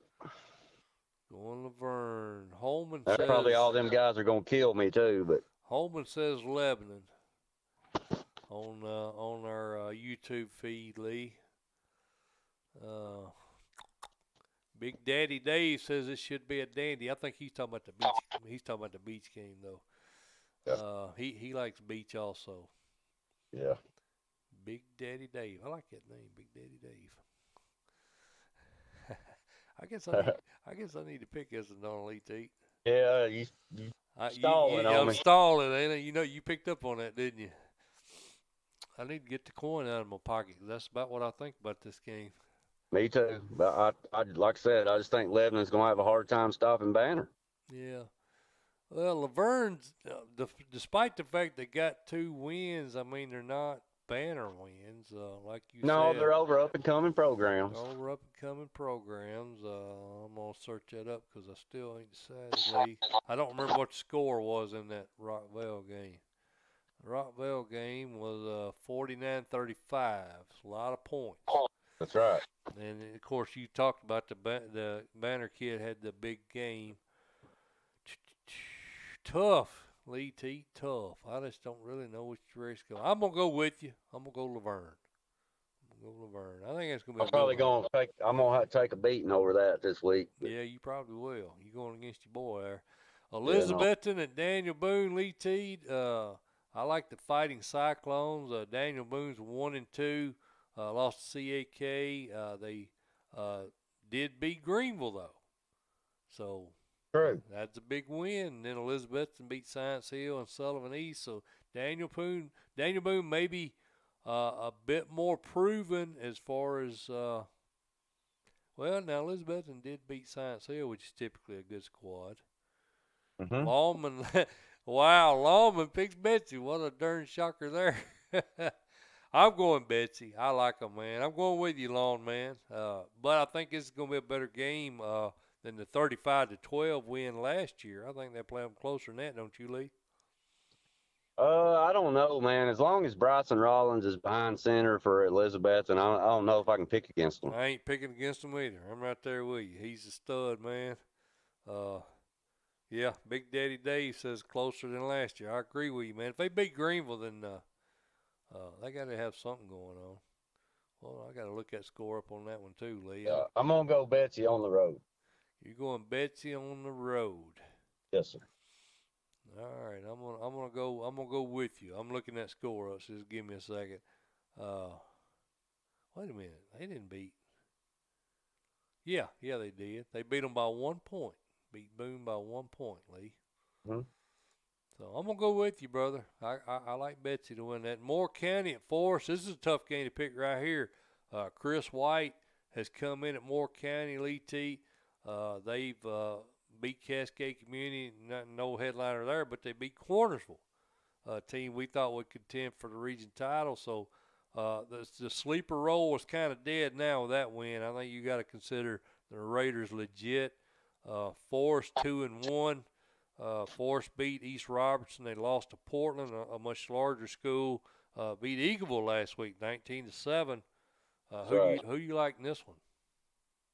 Mike, I like Forest at home, close. 69% of the Twitter followers like Forest also, Lee. I'm gonna go with Kyler Parker. His daddy Kenneth is a good friend of mine, and he's having a really good season for the Moore County Raiders. I'm going with the upset. Really? Going with the Raiders in this, and I like the Raiders to win it. I think it's going to be a 3 to 7 point game. It's going to be close. It's not going to be a blowout. I'm going to go with the Raiders just because of familiarity, and the quarterback's dad's a good buddy of mine. Is that a good enough reason? Sounds good to me. Mount Juliet at Gallatin, Lee Teed, our buddy We actually have a good relationship with both of these head coaches, Chad Watson at Gallatin and, of course, Trey Perry. One of the most hospitable trips we've had is to Mount Juliet. They treat us really good up there, him and Roger. 61.5, Big Daddy says flip a coin. Right there with you. 61.5 of 192 Twitter followers, Lee, like Mount Juliet to win this game. I'm going to go Mount Juliet on the road. Mount Juliet on the road. That was a tough one for you, wasn't it, brother? Yes. Mason Stanley's playing really well for the Green Wave, the transfer QB. That is true. They're tough to beat at home. Gallatin won this game 7-0 last year. Conlon Baggett, the running back at Mount Juliet, had 184 yards in a TD against Lebanon last week. Lee Teat had a big game for him. I'm gonna go Green Wave. I'm gonna go against the wave here, or against the wave of followers on Twitter, and I'm gonna go. That's a tough place to play. I'm gonna go with the Green Wave and Chad Watson's, because I like Stanley. I think Stanley might be the difference maker in this one. It's a tough game, though. I could go either way. That's kind of kind of a coin. Close. Yep. Trousdale County and Gordonsville. Everybody on Twitter is with you, Lee. They like our own YouTube, like Mount Juliet. Lawnman and Holman like Mount Juliet. Trousdale County and Gordonsville, Lee, big rivalry game. 75.8 of our followers like Trousdale County, coming off a loss to Watertown, 9-7. Gordonsville's 53-14 win over Pickett County. Trousdale 1-2 right now, Lee. Of course, they lost to Friendship in week 1. What's your thoughts on this one? Mike, when's the last time Trousdale County went 1-3? I don't remember. I don't know if they ever have. I'm going Trousdale County, but I think this game is close. It was 49-0 last year at Trousdale. I think this game's a little bit closer than that, I can tell you. Yeah. I think Gordonsville's much improved. They played Watertown tight week 1, 14-7. 14-7, that's exactly right. Beat Smith County 28-0. At Smith County, which, Smith County's down, but that's typically a bloodbath game. I like Trousdale County on the road, Mike, but I would think this might be another low-scoring affair. Big Daddy Dave says offense is flashy and fun. Defense wins championships. You got to look at the defense in these games, Lee T. According to Big Daddy on YouTube. He's right. He's exactly right. I agree with him as well. Gordonsville got 17 starters back off of that team from last year, Lee. But I think they're catching Trousdale County at a bad time coming off that loss to Watertown. Them kids are going to be fired up. And, of course, it is a road game. Gordonsville is the host, but I like the Yellow Jackets to win this one. Dyersburg at Hardin County. Lee, you got that's 2-4-18. These are two teams that may wind up seeing each other down the road. Both teams are undefeated right now. Mike, I don't know if you heard or not, but Hudson Wolf is done. Oh, no, I did not hear that. Yeah, he had to have surgery on a spinal issue. Really? Yeah, he's getting some compression on his spinal column, I think is what they said. So they're trying to, obviously, he's a Tennessee commit. They're trying to get him healthy so he can be. He's going to early enroll in January. Okay. So he actually has had surgery already. So I think his high school career is over. Yeah, no, I hadn't heard that at all. I think it just happened like yesterday or today. That might swing my opinion a little bit on this game. So that's a big, big weapon. I still like Rivers Hunt. He didn't get all 2,500 of his yards to Hudson Wolf. Yeah, that's exactly right. I mean, he's throwing to some other guys. I like Hardin County at home. Caden Pope had a big game for him. He caught 7 passes for 201 yards last week against Jackson Northside. So you're right. I mean, he's got other targets Israel Barbie, a running back at Dyersburg, he ran for 195 yards, 4 touchdowns against O'Brien County. So, yeah, and you mentioned River Hunt. He had 344 yards and 5 TDs. A lot of offense for the Tigers. A lot of offense. I'm going to go Hardin County at home. Hardin County at home. I think these two teams could potentially see each other again, Lee. I know they To be will. honest with you. Well, I mean, you got Springfield. They got to get through Springfield. I don't know about that. That's, Hardin County's in Region 6, so they got to get through Springfield to get to Dyersburg. And then Dyersburg's got some pretty stiff competition also, of course, in Haywood. Mm-hmm. Tough. I'm not saying these two teams will meet up, but there's a good potential for it. I was going Hardin County till you told me that about Hudson Wolf. I mean, no matter what you say, that does take a big target out of that offense. Absolutely. I'm going to go Hardin County with you, Lee. I think Caden Pope can take up most of the slack, hopefully. But I think that's going to be a good game, definitely a big game. Marion County at South Pittsburgh, Lee Teat. Marion County shown signs of life this year. They're back at 3-0 after a 3-8 season last year. Dale Pruitt's doing a really good job. I think he's starting to bring that Jasper crowd around and start to believe again. Hadn't seen much success last, 3-4 years. But South Pittsburgh's probably got one of the best squads they've had in 10 years there, I think, at least 10 years. And I think it's going to be too much Pirates for them tomorrow night. What do you think? Oh, yeah. I like South Pittsburgh at home. Like I said, I think this is probably the most complete 1A squad I've ever seen. Top to bottom. I mean, I don't know that they have a weakness. Right. Now, that being said, Marion County's playing much better, which is kudos to, Coach Pruitt. But, they don't call this 8 hateful miles for nothing, man. This whole week they have been wearing each other out, going back and forth. But I think South Pittsburgh might have a little too much for them, man, especially at home. Big Daddy Dave says that Wolf was the reason why those other guys was getting open so much for Hardin County. That's possible. Yep. I still like them. I'm going with you, Lee. South Pitt, they beat Sequatchie County, Grundy County. Of course, they just demolished Lookout Valley last week. Marion County has wins over Polk County. They beat a good Fayetteville team. That was an impressive win, and they beat a pretty darn good Sequatchie County team. Yeah. So if you look at the competition so far, I think Marion County could probably make a case for having the toughest schedule so far. But I think man-on-man, the Pirates have got a huge roster this year for a 1A school. I want to say. Yeah, 60 kids. I thought it was 70. So, at any rate, they got a lot. Yeah, you're on the upper side of 65, I guess. Yeah, that's a lot. That's a huge roster for a 1A school. I'm going to go South Pittsburgh. Me too. I think Braden Sanders is the difference in the game. I do too. He's a stud, man. Stud quarterback. I like Thank him. you. Hunter Frame, DeAndre Kelly, Jared Stone. I mean, Hubbard, another wide receiver. They're loaded, man. I mean, of course, the Hunter brothers. I like the Pirates in this one. The big rivalry game, Lee, other than that one, is obviously the big Alcoa Tornadoes travel to Maryville. Always a heck of a game.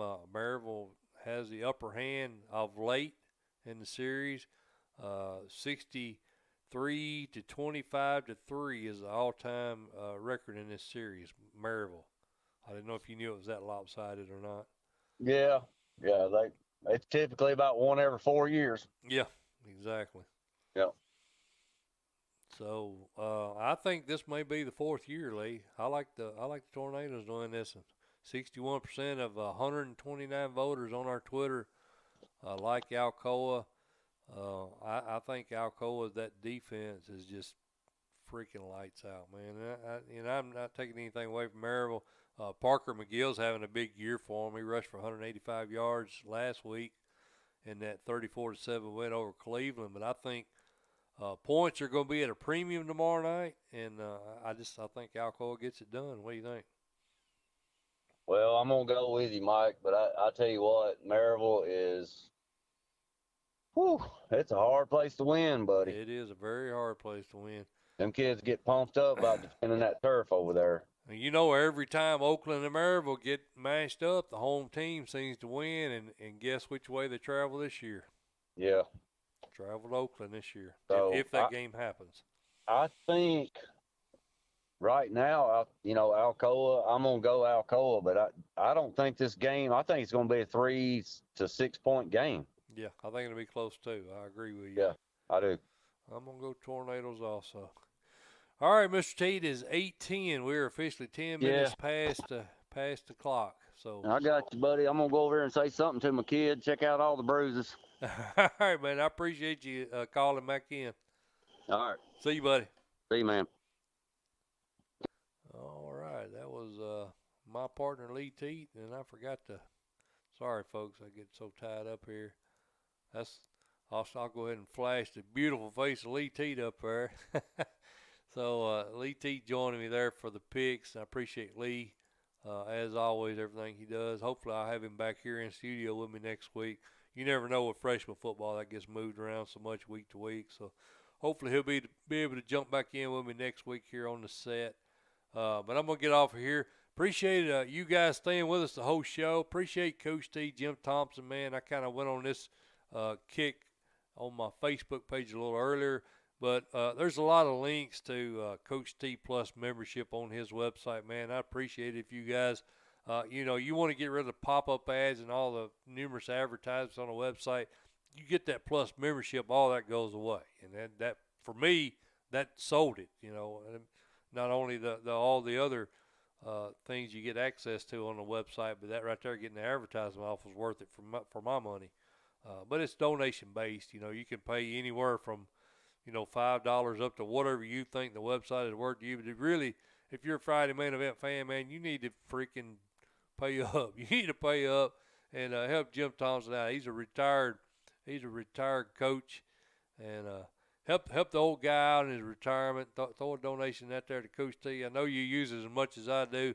There really any reason why a Coach T follower of the Friday Main Event or not be a Plus member. I'm gonna just leave it at that. So help him out, man. I do, and hopefully you will.